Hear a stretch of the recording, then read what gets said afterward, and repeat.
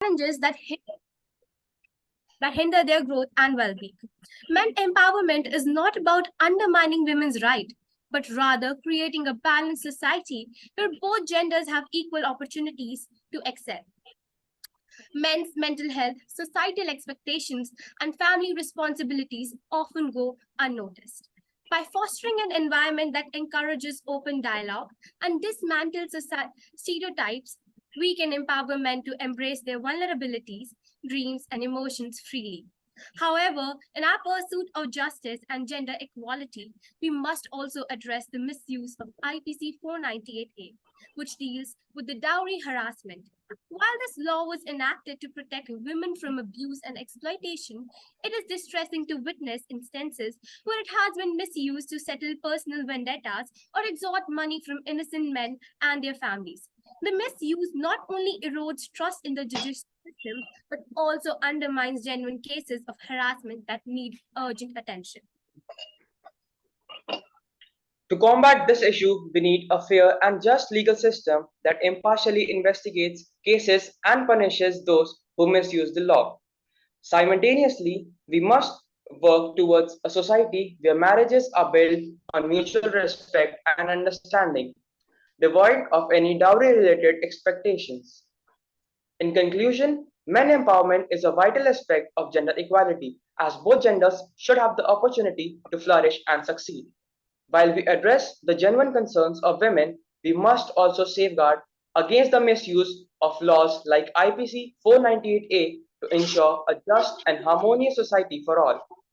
Let's work together to foster an environment of equality and compassion where every individual's rights and dignity are upheld. Let's now introduce you to our guests of the day. Good evening, everyone. I would like to introduce our guest, Ms. Nutan Yadav ma'am, for today's webinar. Ms. Nutan Yadav has an extensive experience in handling civil and matrimonial cases. With 34 years of work experience, she is well versed in the law and procedure related to civil and family matters and has successfully mediated over 600 cases. Her mediation skills have been invaluable in resolving conflicts and various civil and family matters.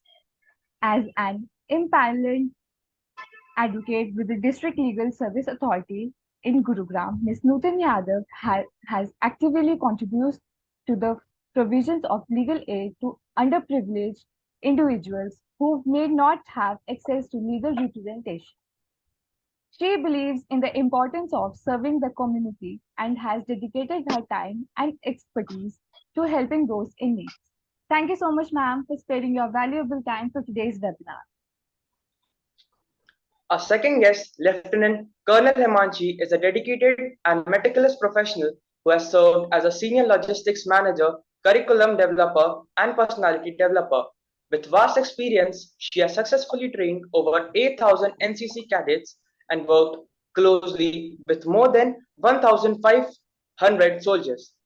Notably, she has held leadership positions in Kargil operations, handling complex organizational issues with utmost expertise. Furthermore, Lieutenant Colonel Himanshi's contributions extend beyond her military career. She has actively collaborated with the Ministry of Social Justice and Empowerment to design a specialized curriculum for individuals with disabilities. Additionally, she played a pivotal role in discussions related to granting permanent commission to women officers in the army serving on the parliamentary committee. Adding to her impressive accomplishments, she recently completed a comprehensive course in global supply chain management at IIFT New Delhi in March 2022. Recognizing her exceptional work as a changemaker in society, she was honored with the prestigious Golden Achievers Award by Shri Kalraj Mishra, the Governor of Rajasthan, in September 2022. Her determination and commitment to make a positive impact in the world demonstrates her exceptional qualities as a leader and role model. We welcome you, ma'am. Thank you. Introducing next Deepika Narayan Bhardwaj ma'am. She is an Indian journalist and documentary filmmaker and men's rights activist from Gurgaon, Haryana. In times when everyone's empathetically talking about women's rights, she makes a strong case for protection of rights of men too. Whether it's false accusation or domestic violence or sexual crimes perpetrated upon them. In 2016, Deepika Ma'am achieved prominence through her documentary film Martyrs of Marriage, which is about Section 498A anti-dowry law of Indian Penal Code. Martyrs of Marriage got a global release on Netflix in 2018. The film was screened across 22 cities in India. The film has hailed a true depiction of lives destroyed due to false accusations of 498A in various media platforms. She has given various TEDx talks bringing to light injustice faced by men in India and continues to spread awareness around the subject. Her latest documentary film, India's Son, showcases lives of men who were falsely accused of rape and later honorably acquitted by courts, outlining misuse of rape's law in India. Ma'am's personal story was covered by BBC Global as a part of their series, Asian Women to Watch for in 2017 in 2010. She was selected as one of the 10 journalists from around the world to attend Future Media Leaders course by Thomson Foundation UK. She is a woman trying to create a world where there is no longer gender war and all genders empathize with each other's struggle and sufferings. We welcome you, ma'am. Our last guest is Mrs. Neha Chaudhary. She is an advocate by profession and social activist for women and children. As a practicing advocate under the Punjab and Haryana Bar Council based at Gurugram, she had been tirelessly working towards spreading awareness about legal rights of women and children. Since now, she has successfully conducted many legal awareness programs both online and offline. The main aim of her practice circle remains around women and children rights. Also, she wants to educate young and struggling legal professions to expand their bandwidth of knowledge and skills. It always gives a great satisfaction as an advocate to educate people around about their rights, and educating at mass on heinous offences like sexual harassments under POSH Act, POXO Act, Domestic Violence Act, cybercrime have always made an open platform to speak the insecurities in women and children at home and when they go out at work or for education. Advocate Neha Chaudhary was also awarded by Karnataka Books of Records for her incredible work towards society. Thank you so much, everyone. And after my introduction, everyone would be thinking that I am a women empowerment woman. What am I doing here and organizing this event? So basically, the main aim is that where we know the intention of Domestic Violence Act and 498A is to protect women from the abuses at their places, in their homes. For example, mental harassment, physical harassment, dowry. But on the other hand, we cannot ignore that these, protection, these acts are being misused. And hence, I thought that we should also come up with these, you know, recently I will discuss one case which is not about 498A. Deepika is working for, men rights. I was called by a friend that, Neha, I am being, मुझे trap किया गया है for a rape case. What do I do when it was, a mutual, intimation? So we were like that, I am in government job, my life will be hell, and they were asking 5 lakhs, and 2 advocates were supporting that woman. So this honey trapping, these things, these things shall come in, picture of everyone. Not only that women empowerment, बहुत हो गया, but we cannot ignore that these are being misused also. Being a woman, I cannot see my close friend misusing it. Never. So today we will be discussing, and before we move ahead, I will not waste time. We know what is 498A. We know what is Domestic Violence Act. I have some questions with our guests Himanshi Singh, Deepika ma'am, and Nutan ma'am, everyone. So, Nutan ma'am, my first question to you is that since you are into a legal practice from last 3 decades, what do you think? What is the percentage of women using the rights, misusing the rights provided to protect her? Ma'am, unmute yourself, please.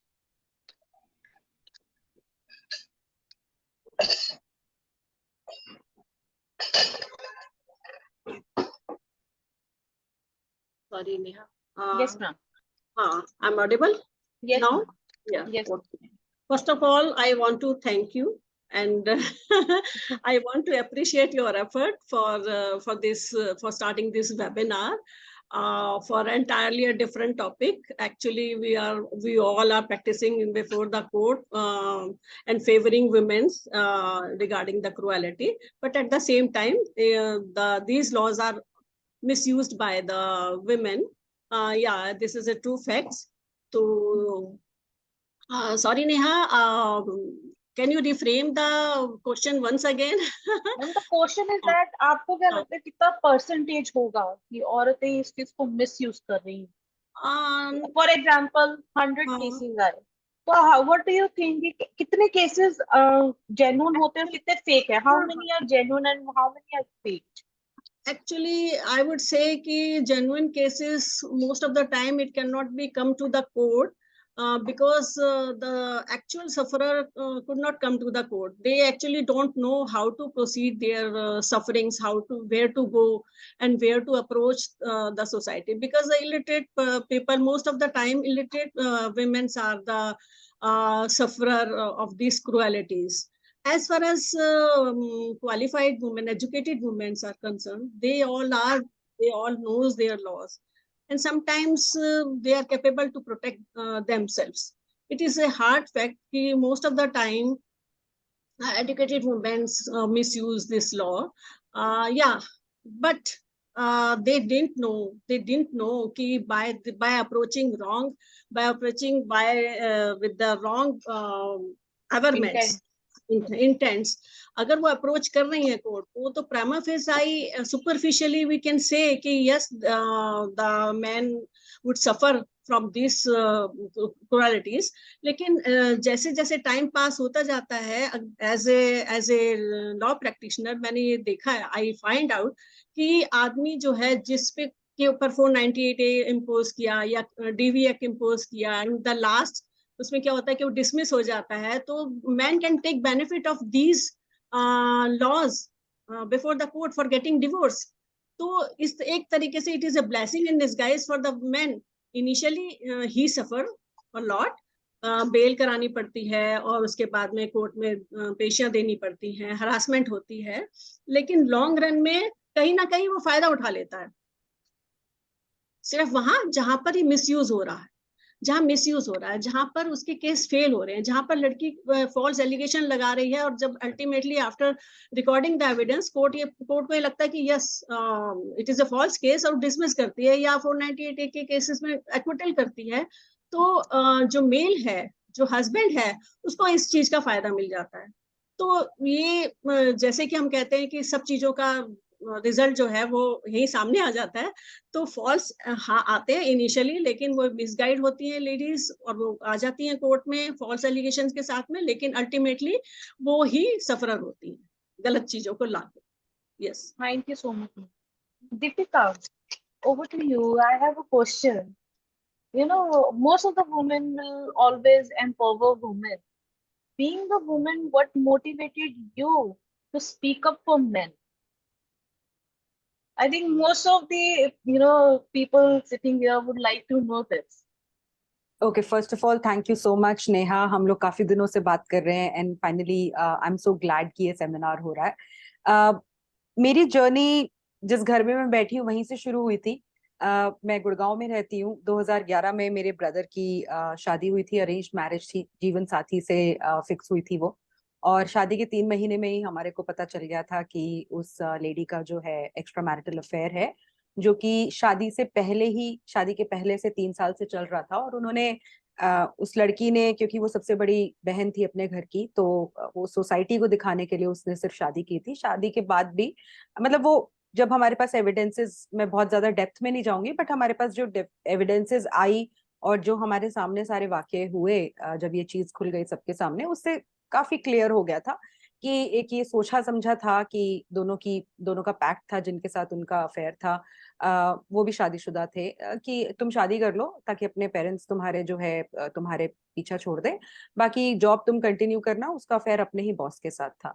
तो शादी के बाद भी वो सवेरे 7 बजे निकलती थी, रात के 10:30 बजे घर पे आती थी। बहुत कोल्ड उनका एटीट्यूड था, लेकिन हमने कभी सोचा ही नहीं था कभी जिंदगी में कि ऐसा हो जाएगा, तो फिर जब बातें बिगड़ भी गई, तब ऐसा कोई इंटेंशन नहीं था कि किसी के साथ कुछ बुरा करना है, किसी को डिफेम करना है।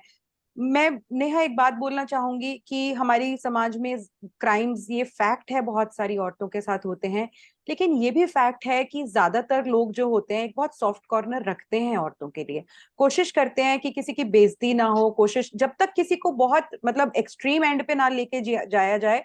ज्यादातर मैं कहूंगी मेजोरिटी जो है बहुत सभ्य है, समाज अच्छा है हमारा, और नहीं इस तरह के कोई काम करना चाहते। तो हम लोग का भी कोई इंटेंशन नहीं था कि डिफेम वगैरह करना है।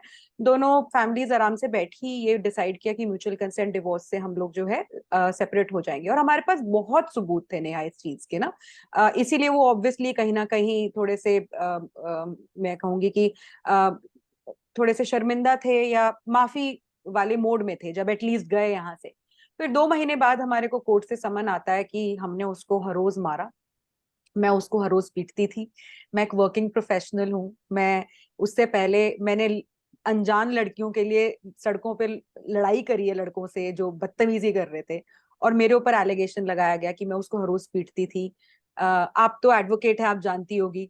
3 कपड़ों में हमने उसको घर से बाहर निकाल दिया। ठीक है ना, ये इतना स्टैंडर्ड एलिगेशन है। लेकिन उस टाइम पे नहीं पता था हमारे को कि ये स्टैंडर्ड एलिगेशंस होते हैं, ये एक स्क्रिप्ट बनती है। उस टाइम पे तो हमें ये लगा था कि जिंदगी कहीं खत्म हो गई है, मतलब कि एक तो खुद हमारे साथ ऐसा हुआ। इमोशनल ट्रॉमा तो सबको होता ही है, शादी सब लोग बहुत खुशी से करते हैं, बट नॉनदलेस मैं मीडिया में थी। I was working as a journalist, I was working with a media organisation. तो मैंने लोगों से जानना शुरू किया कि ये चीज क्या है। मतलब फिर लोगों ने बताया कि ऐसा एक 498 करके लॉ होता है, बहुत ज्यादा वन साइडेड है, आदमी की उसके फैमिली की कुछ सुनवाई होती नहीं है, सबसे पहले आपको उठा के जेल में डाल देंगे जितने भी लोग अक्यूज्ड हैं। 2011 पे चीजें काफी खराब थी। 2014 से पहले, अरनीश कुमार की जजमेंट से पहले बहुत ज्यादा चीजें खराब थी। तो ऑब्वियसली सभी लोगों ने यही बोला, बहुत ज्यादा डराया। तो बहुत हैरेसमेंट, बहुत मेंटल ट्रॉमा को फेस करना पड़ा। हमारा केस तो खैर फाइनली, जबकि हमारी कोई गलती नहीं थी, हमारे को पैसे देने पड़े क्योंकि सब लोगों ने हमें यही समझाया कि this is the best thing to do. And I think बहुत सारे लोग जो आज सुन रहे होंगे उनको पता होगा कि सब लोग यही एडवाइस करते हैं, चाहे आपके पास कितने भी सॉलिड एविडेंसेस ना हो। हम लोग फाइट करना चाहते थे, लेकिन हम लोगों ने इवेंचुअली सेटल अपनी कंडीशंस पे किया, उनकी कंडीशंस पे नहीं किया। कंडीशंस क्या होती है सबको पता है। बहुत मोटी रकम मांगी जाती है कि हम झूठा केस नहीं करेंगे आपके ऊपर, या हम केस नहीं करेंगे, आप पैसे दे दो। तो हम लोगों ने बोला कि भैया हम इतने दे सकते हैं, लेना है तो लो, नहीं तो आ जाओ, लड़ेंगे। तो उनको भी पता था कि इवेंचुअली अभी तो किसी को पता नहीं है, फाइनली अगर वो केस करेंगे तो ऑब्वियसली सबको पता चलेगा, हम भी अपना पक्ष तो रखेंगे ना। और एविडेंसेस हमारे पास तो दुनिया भर के थे, उनके पास तो कोई एविडेंस था ही नहीं। तो इवेंचुअली वो केस खत्म हो गया, लेकिन उसके आफ्टर मैथ्स बहुत ज्यादा खराब थे। मेरी फैमिली डिप्रेशन में चली गई। मतलब ऐसे इंस्टेंसेस हुए जिसने मुझे मेरी लाइफ को पूरा का पूरा टर्न अराउंड कर दिया। तो एक चीज जो पूरे एक्सपीरियंस में से निकल के आई वो था एक सुसाइड की कगार तक पहुंच जाने का एक्सपीरियंस। तो इन माय फैमिली ओनली। तो व्हेन आई सॉ दैट, मुझे यूं लगा कि सबसे बड़ी प्रॉब्लम ये है, कानून है उसका दुरुपयोग होता है, मिसयूज होता है, वो सारी की सारी चीजें हैं, डेफिनेटली है। लेकिन एक उससे ज्यादा बड़ी चीज जो है वो ये है कि हमारे समाज में शादी टूटना, डिवोर्स हो जाना, वो अभी भी ना बहुत बहुत एक नेगेटिव कॉनोटेशन है उसकी। अरे उसकी लड़की का डिवोर्स हो गया, अरे उस लड़के का डिवोर्स हो गया। तो ये चीजें जो है बहुत ज्यादा होती हैं। और डिवोर्स तो चलो एक साइड की बात है, इस तरह के एलिगेशन लग जाना कि भैया ये तो डाउरी मांगते हैं, इन्होंने तो डोमेस्टिक वायलेंस किया, ये तो हरास करते थे, एक अलग लेवल का वो आपके ऊपर तगमा लगा देता है, जिसकी वजह से बहुत सारे लोग सुसाइड करते हैं। तो मैंने सोचा कि मैं सो नहीं पाती थी, मैं इतनी ज्यादा डिस्टर्ब हो गई थी कि मैं सो नहीं पाती थी। मैं सोचती थी कि इतना झूठ कोई कैसे बोल सकता है, और वो भी कोर्ट को तब तक आई थिंक किसी का माइक ऑन है, can you please unmute this person?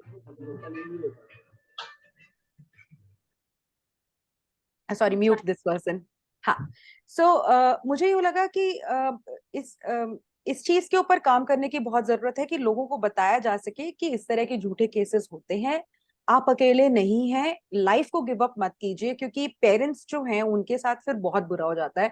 बहुत सारे लोग जो सुसाइड कर लेते हैं, उनको ये लगता है कि, जैसे मेरी डॉक्यूमेंट्री जो मैंने मार्टर्स ऑफ मैरिज बनाई, उसमें भी एक केस है जिसमें हम लोगों ने दिखाया कि एक लड़के ने कैसे सुसाइड कर लिया था. तो उसने भी अपनी सुसाइड नोट में यही लिखा, और ज्यादातर आदमी यही सुसाइड नोट में लिख के मरते हैं कि हमारी जिंदगी तो चलो खत्म हो रही है, कम से कम शायद हमारे पेरेंट्स की बच जाएगी. लेकिन ऐसा नहीं होता है. 498 में जितने भी अक्यूज्ड होते हैं उनको उसके बावजूद भी केस लड़ना पड़ता है. तो बस एक यही सोचती रहती थी कि किस तरह से अवेयरनेस लेकर आऊं. और जैसा मैंने बताया, I was working as a journalist. मैंने डॉक्यूमेंट्री फिल्म्स तब बनाई थी, शॉर्ट फिल्म्स, उससे पहले जब मैं जर्नलिज्म स्टूडेंट थी, जो कि काफी अच्छा करी थी उन्होंने.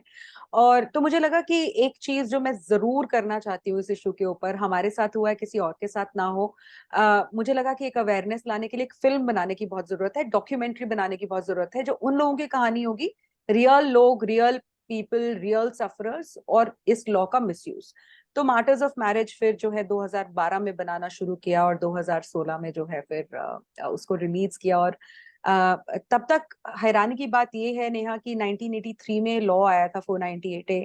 1999 में फर्स्ट आर्टिकल पब्लिश हुआ था इसके मिसयूज के बारे में, और उसके बाद फुल 1990s में काफी बार बहुत ही डिटेल्ड में इसके बारे में आर्टिकल्स छपे कि किस तरह से इस कानून का दुरुपयोग हो रहा है. लेकिन फिर भी इतने ज्यादा साल लग गए, और 2012 में जब मैंने सर्च किया इंटरनेट पे, तो कोई भी एक ऐसी फिल्म, कोई भी एक ऐसी डॉक्यूमेंट्री, कोई भी एक ऐसी फीचर फिल्म, मतलब बहुत लोग सिनेमा में सोशल इश्यूज को उठा लेते हैं जिसकी वजह से लोग सफर कर रहे हो, एक बहुत पॉइग्नेंट सी स्टोरी बनाते हैं. लेकिन 2011 जब ये सब हुआ और मैंने डिसाइड किया कि मैं फिल्म बनाऊंगी, कोई फिल्म नहीं थी, तो मुझे लगा कि एक ऐसी कहानी लोगों तक ले जानी बहुत जरूरी है, जिससे लोग ये You're समझें saying कि it वो. right. I have seen so many movies of Rani Mukherjee and all, जिसमें सिर्फ औरतों को ही दिखाया गया है, और उसमें यही दिखाया है कि औरतों पे अत्याचार होता है. चलो ठीक है, वो फैक्ट है, वो होता है, लेकिन मेन पे भी होता है.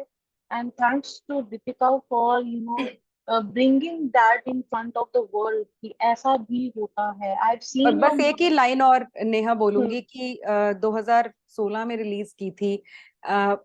एंडलेस मैसेजेस And काउंट नहीं है मेरे पास, जब लोग मुझे आके बताते हैं कि पूरे परिवार के साथ उन्होंने बैठ के देखी जब उनके साथ ये हुआ, और उन्होंने जब देखा कि कितने सारे लोगों के साथ ये हुआ है, तो उनको स्ट्रेंथ मिली कहीं कि हम लोग फाइट बैक करें, हम लोग गिव अप ना करें.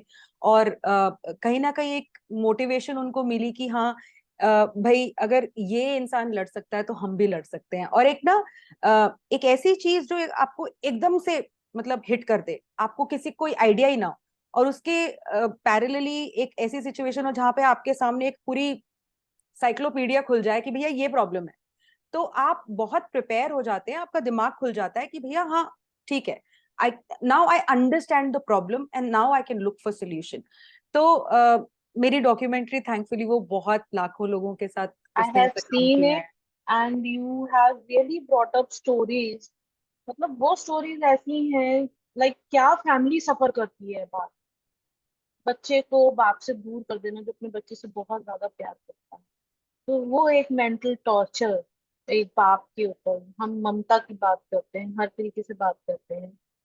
We should definitely understand the emotion of main.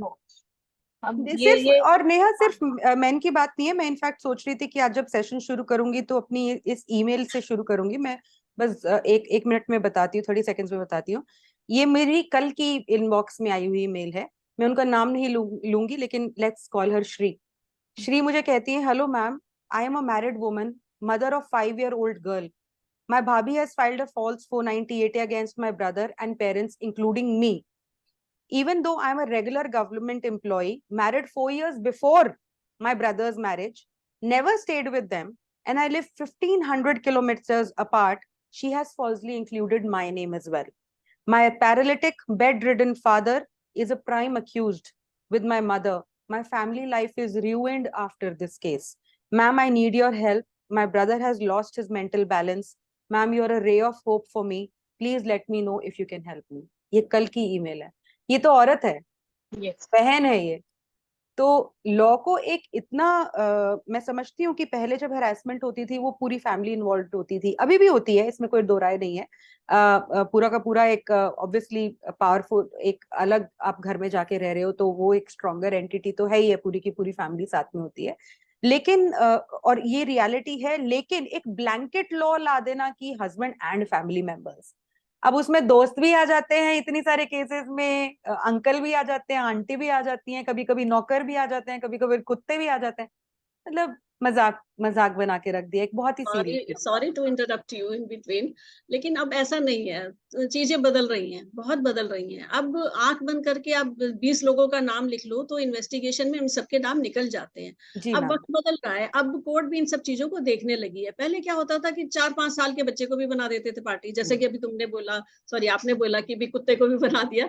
तो हाँ, ऐसा था पहले, लेकिन अब ऐसा नहीं है. देखो, जब से वो अनेश वाली रूलिंग आई है उसके बाद तो अब ऐसा कोई फियर भी नहीं है. और इस तरीके के जो एलिगेशन, जैसे आप कह रहे हो कि पैरालिटिकल फादर है, तो भाई पैरालाइज्ड फादर है, सॉरी, तो ऐसे कोर्ट इन सब चीजों को थोड़ा देख रही है और उनको निकाल भी रही है. चार्ज उनके ऊपर फ्रेम नहीं भी कर रही है जब हम आते हैं कोर्ट में. लेकिन यही है, सबसे बड़ा ट्रॉमा क्या होता है कि आपको फेस करना होता है. आप इतने पहले इतने डर जाते हैं कि आपको लगता है कि कोर्ट भाई बहुत बुरी जगह है और ये जो क्रिमिनल केसेस हैं ये तो और भी ज्यादा बुरे हैं, हम तो क्रिमिनल बन गए. लेकिन हाँ, समाज थोड़ा हमारा बदल रहा है, सोशल जो हमारी वैल्यूज उनमें ये सब चीजें कॉमन हो रही हैं. लोग समझ रहे हैं कि मैट्रिमोनियल डिस्प्यूट होने से कोई क्रिमिनल नहीं बन जाता. पहले तो जॉब के लिए भी खतरा हो जाता था. आप बिल्कुल ठीक बोल रही हो, पहले ये वाली स्थिति थी. लेकिन हाँ, अब बदलाव हो रहा है. हमारी कंपनीज जो हमारे जहाँ हम जॉब करते हैं वो भी जान रहे हैं कि मैट्रिमोनियल डिस्प्यूट कोई बड़ा हुआ नहीं है और वो उसको थोड़ा सिंपैथेटिकली ले रहे हैं.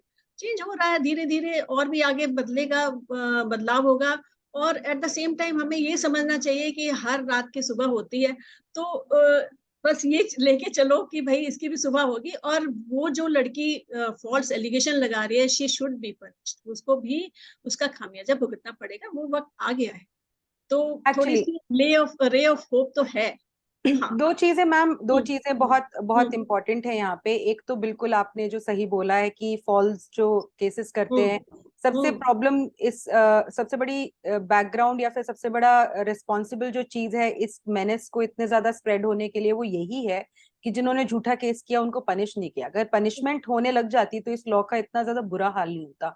और दूसरी चीज जो मुझे बहुत ज्यादा लगता है, मैं सोशल मीडिया पे काफी लाखों फॉलोअर्स हैं मेरे, तो लड़कियां भी मेरे को कांटेक्ट करती हैं. अब ये है, वो मुझे पूछती हैं कि मैम आप लड़कों के लिए, आप आदमियों के लिए लड़ती हो, हमारा क्या. तो मैं उनको जवाब नहीं दे पाती क्योंकि कहीं ना कहीं ऑब्वियसली मैं उनकी फीलिंग्स को समझती हूँ. लेकिन प्रॉब्लम ये नहीं है कि मैं मर्दों के लिए लड़ाई कर रही हूँ. प्रॉब्लम ये है कि जो हमारा कानून है जो औरतों के लिए बना हुआ है वो औरतों को ही फेल कर रहा है, क्योंकि इतना ज्यादा मिसयूज हो गया. तो ना तो वो उस औरत को न्याय मिल रहा जिसके लिए लॉ बना था, और जितने बहुत सारे इनोसेंट लोग हैं उनकी फैमिलीज हैं वो तबाह हो रही हैं. तो एक कॉम्प्रिहेंसिव रिव्यू की बहुत ज्यादा जरूरत है इस लॉ की, क्योंकि ये फैमिली स्ट्रक्चर से बिलोंग करता है और कहीं ना कहीं बहुत रूट्स में उसको जो है डिस्ट्रॉय कर रहा है, परेशान कर रहा है, हिट कर रहा है. तो मुझे लगता है कि इस रियलिटी को एक्सेप्ट करके कुछ ना कुछ सोल्यूशन होना चाहिए. और बस एक लास्ट में सम अप करूंगी, जब हरनेश कुमार जजमेंट के बाद जब राजेश शर्मा जजमेंट आई थी, मुझे लगता था वो एक बहुत सही step in the right direction था कि फैमिली वेलफेयर कमिटीज बनाने की बात हुई थी. इतनी लिटिगेशन नहीं होती कोर्ट्स में, इतनी ज्यादा लोग सफर नहीं करते. एक अपॉर्चुनिटी मिलती हमारे सीनियर सिटीजन्स को, ऐसे लोग जिन्होंने लंबी लंबी शादियां चलाई हैं, उनको पता है कि शादी में किस किस चीज की जो है जरूरत होती है, वो लोग इन्वॉल्व होने थे उन फैमिली वेलफेयर कमिटीज में. बट कुछ फेमिनिस्ट ऑर्गेनाइजेशंस ने जो है फिर उसको अपील किया और फिर वो जो है डिसीजन सुप्रीम कोर्ट ने अपना रिडैक्ट कर लिया, वो जजमेंट जो है खत्म हो गई. लेकिन मुझे लगता है कि वो एक step in the right direction हो सकती थी. I think it is time, जहां पे वायलेंस है वहां पे उस बंदे को चाहे इमीडिएटली जेल डाल दो. मैं तो आज भी बोलूंगी, अगर किसी बंदे ने किसी आदमी ने किसी अपनी वाइफ के साथ इतनी वायलेंस की है कि वो इंजर्ड हो गई है, please push that person behind bars. लेकिन जहां पे ये नॉर्मल फैमिली ब्रेकडाउन को आप क्रिमिनल केस बनाते हो, वहां पे उन महिलाओं को पनिशमेंट मिलनी चाहिए. लेकिन अभी थोड़ा सा ये तो है ना, कहते हैं कि आपको सांस लेने की थोड़ा सा जगह है कि पहले वो स्टेट अवे ना एफआईआर लॉन्च नहीं होती है, विमेन सेल हाँ में जी, भेज बिल्कुल बिल्कुल सही बात है ना, और बिल्कुल फिर बिल्कुल। हमारे कोर्ट में मीडिएशन सेंटर भी है, तो वहां हाँ पर जी। भी सेटल करने की कोशिश की जाती है। हालांकि वहां पर भी देखो बार्गेनिंग होती है, मैं ये नहीं कहूंगी कि वहां भी बहुत कुछ अच्छा चल रहा होता है, लेकिन क्या है, ये जब हम इस स्टेज पे आ जाते हैं तो ये बीमारी है एक हमारे साथ। कहते हैं ना कि जब शरीर का कोई अंग सड़ जाता है तो उसे काटना पड़ता है। तो आप ये समझिए कि हमें जब लोगों को काउंसिल करते हैं, हम उनको समझाते हैं, तो हम उनको कहते हैं कि ठीक है, आपको जिंदगी में सबसे ज्यादा अहमियत किस चीज की है, अपने पीस की या पैसे की? थोड़ा पैसा दे के भी थोड़ा अगर आपको रिलीफ मिल रहा है तो दे दो, कम से कम आपकी आगे वाली जिंदगी तो अच्छी बीतने वाली होगी, है ना। तो हम जब बीमारी का इलाज करते हैं तो हम हॉस्पिटल में पैसा खर्च करते हैं, तो यही समझ के थोड़ा सा कर दो, क्योंकि देखिए सॉल्यूशन तो हमें ढूंढना होता है, चाहे हम उसको सीधे सीधे मिले या हम उसको घुमा फिरा के ले। तो अब ये थोड़ा सा ये है कि कम से कम वुमेन सेल है, मीडिएशन सेंटर है, दोनों पार्टीज कह सकती हैं कि वुमेन सेल में हमें नहीं करना, आप हमें मीडिएशन में भेज दो, तो वहाँ ट्रेन मीडिएटर हैं जो कि सेटल करने की कोशिश करते हैं। तो ये एक थोड़ी सी अच्छी बात है, जहां पर हम कह सकते हैं कि हाँ चलो बैठ के मामला सुलटाया पंचायत की तरह। मैम एक्चुअली प्रॉब्लम ये है नेहा, बस एक एक चीज ऐड उसमें I करना have more questions for you, Deepika. Sure Just sure, just क्योंकि नेहा बहुत ही हाँ, इंपॉर्टेंट चीज है ये। प्रॉब्लम ये है कि आप झूठ को नॉर्मलाइज नहीं कर सकते, और वो भी झूठ एक ऐसे एक्सटेंट का जो लाइफ बर्बाद कर दे। अभी कल ही काफी, अब ये इन केसेस में ना कोई बहुत ज्यादा इनको वायरल करता नहीं है, मेन स्ट्रीम मीडिया कवर नहीं करती है, अदरवाइज इस केस को कवर करना चाहिए था। एक महिला ने अरुणाचल प्रदेश में अपनी छोटी बहन से, माइनर जो थी, अपने हस्बैंड के ऊपर पॉक्सो का झूठा रेप केस लगवाया, सिर्फ रिवेंज में, राइट। तो आज ही एक न्यूज आई है दैनिक जागरण में, गाजियाबाद की पुलिस ने डेटा रिलीज किया है पिछले 1.5 साल में रेप केसेस का। उसमें से कम भी 60 केसेस हैं जहां पे मैट्रिमोनियल डिस्प्यूट में 376 लगा रहे हैं। तो आप किस हद तक लॉज का मिसयूज करेंगे, वो सोच की बात है। मतलब this practice has to be nipped in the बड।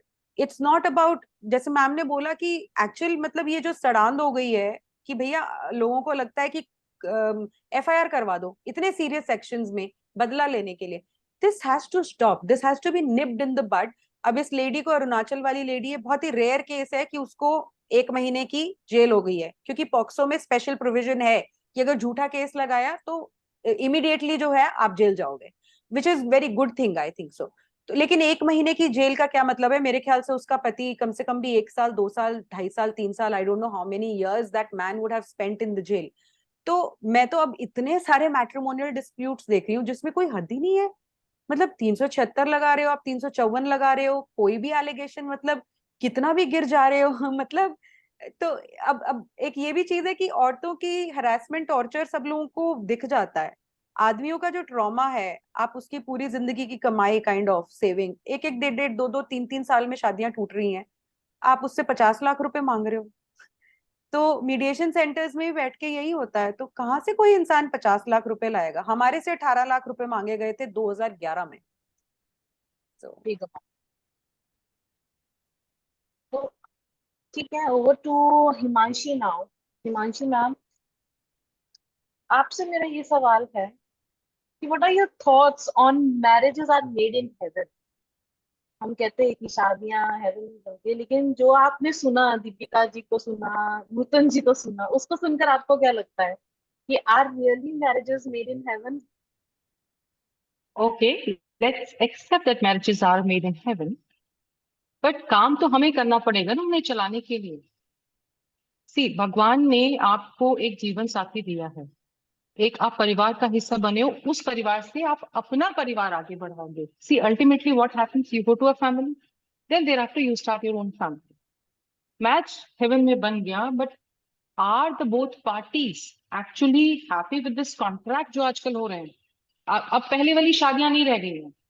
पहले specially in Hindu marriages it use to be very simple. आप जहां आए उस परिवार का आप हिस्सा हैं, and there used to be no divorce. Later on the divorce was introduced, फिर because dowry and all those things happened, so other laws came into being, but it was never that a woman is going to get divorced, right? Because families साथ में होती थी, nuclear families नहीं होती थी। Divorce पहले अब taboo भी होते थे। करेक्ट, करेक्ट, टैबूज भी होते थे, और ये भी एक बड़ा दुखद सत्य है कि लोग ये मानते हैं, it's a stereotype that only main can harass women, या सिर्फ दहेज के लिए या किसी और चीज से मारपीट के लिए वो परेशान कर सकते हैं। And it is actually heartening to know कि कितनी सारी औरतें अपने ससुराल वालों को, अपने पति को इस तरह के केसेस में फंसा रही हैं, नॉट रियलाइजिंग। पहली बात तो इनसे आप अपना जो मेंटल पीस है ना वो खराब कर रहे हो। आपको लगता है कि आप कोर्ट में जाओगे, आप किसी को लिखवा दोगे, उसके बाद you will be able to sleep peacefully.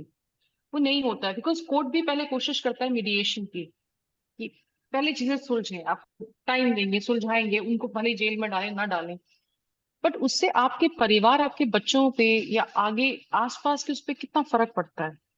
I mean don't see things as short term. हम क्या करते हैं, आसपास की चीजों से बहुत जल्दी प्रभावित हो गए। somebody is having an extramarital affair, okay fine, let's sort it out this way। Husband की कोई एक छोटी मोटी कमी मिली या परिवार की कोई छोटी मोटी, okay fine, let's sort out this way। women is having, I'm having an extramarital affair, मैं जाके लिखवा दूं। so this is a blatant misuse of law। अब इससे क्या हो रहा है कि एक जो स्पिरिट है उस लॉ का, जिससे बाकी लोगों को जजमेंट मिलना चाहिए, जो एक्चुअली इसके हकदार हैं, जिनके लिए लॉ बनी थी, उनको वो क्लॉग्ड सिस्टम में घुसने का मौका ही नहीं मिल पाता है। सो somebody who's actually misusing this kind of law, वो उसकी रूट कॉज को ही हिला दे रहा है, जिसके लिए आया था ये जजमेंट, जिनको एक्चुअली मिलना चाहिए। इट इज लाइक कहीं पे बाढ़ आई हुई है, उनके पास सेवा पहुंचने की बजाय रास्ते वाले खा गए। So it is actually very, very, disheartening, and it is not at all a good thing which is happening। Marriages भले ही कहीं भी बनी हो, चाहे आपकी लव मैरिज हो, चाहे आपकी अरेंज मैरिज हो, किसी भी तरह का विवाह हो, आप हेवन और भगवान को छोड़ दीजिए please. Let the God be alone, he is got so many things to handle. उसको पूरा ब्रह्मांड चलाना है, उसको चांद तारों को भी टाइम से निकालना है। It is not only your marriage which the God has to take care, and please don't blame him for your outlook to life. भगवान ने आपको बताया, आप एक तरीके पे चलिए, आपके माँ बाप ने आपको शिक्षा दी है, बाकी आपने सोसाइटी से इफेक्ट होके बहुत सारी चीजें सही गलत सीखी हैं।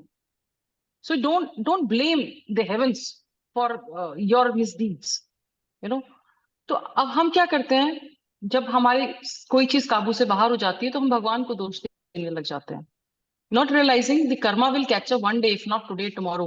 If you are putting false allegation on somebody today, the system is long, the truth eventually prevails। आप एक बार किसी के सकते हो, you can put somebody until under mental trauma, आप उसकी पूरी फैमिली को हैरेस कर सकते हो, but then don't you see it is going to come back to you one day।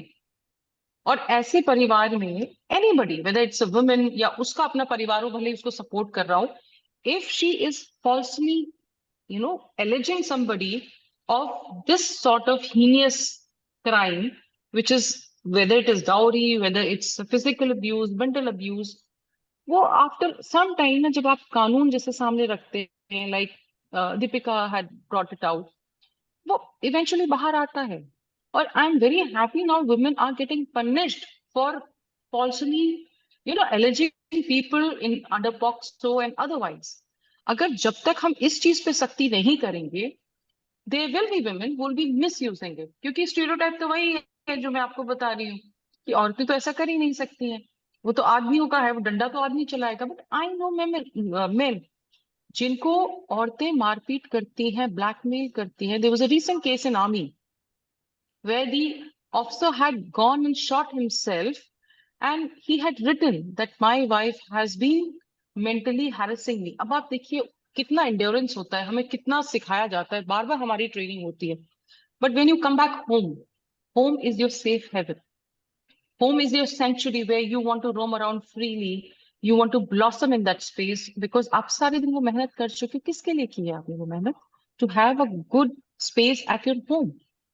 But अगर वही जगह आपको मेंटल ट्रॉमा दे रही है, आप बाहर 8 घंटे हैं, 10 घंटे मान लीजिए, but remaining 14 hours you spending at your home, और वो 10 घंटे अगर आपको मानसिक सुकून नहीं मिल रहा है, तरीके का खाना नहीं मिल रहा है, somebody is constantly gaslighting you, there's a new term which is gaslighting, and harassing you, I think it becomes hell। So marriages does not, come from heaven. We are normal human beings who are making it work every day. It takes efforts from both sides. So let's work together to a better society where women are also, told that please don't misuse the law, because आपके misuse करने से किसी एक को जिसको जरूरत है उसको कहीं पे भी वो मदद नहीं मिल रही है जो उसको चाहिए. And it actually causes an irreparable damage to a lot of innocent lives, whether it is the husband, it is the mother-in-law, or like she brought out the paralyzed father-in-law. So all these things, they affect not just the monetary part, the physical part, but the mental trauma, and it stays with them for a very, very long time. I'll come back to With this, no, yes, Himanshi, you have to stay because there will be some questions from the participants also. If I think you want to, if you want to leave, you can leave. yes, I'm in another meeting. Yeah. Okay. Thank you so much for joining. But if possible, if you can join again. We are here only.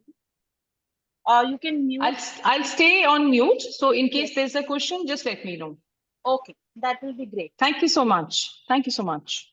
Nutan ma'am, I want to ask you that you have, done so many mediations, more than 600, I believe.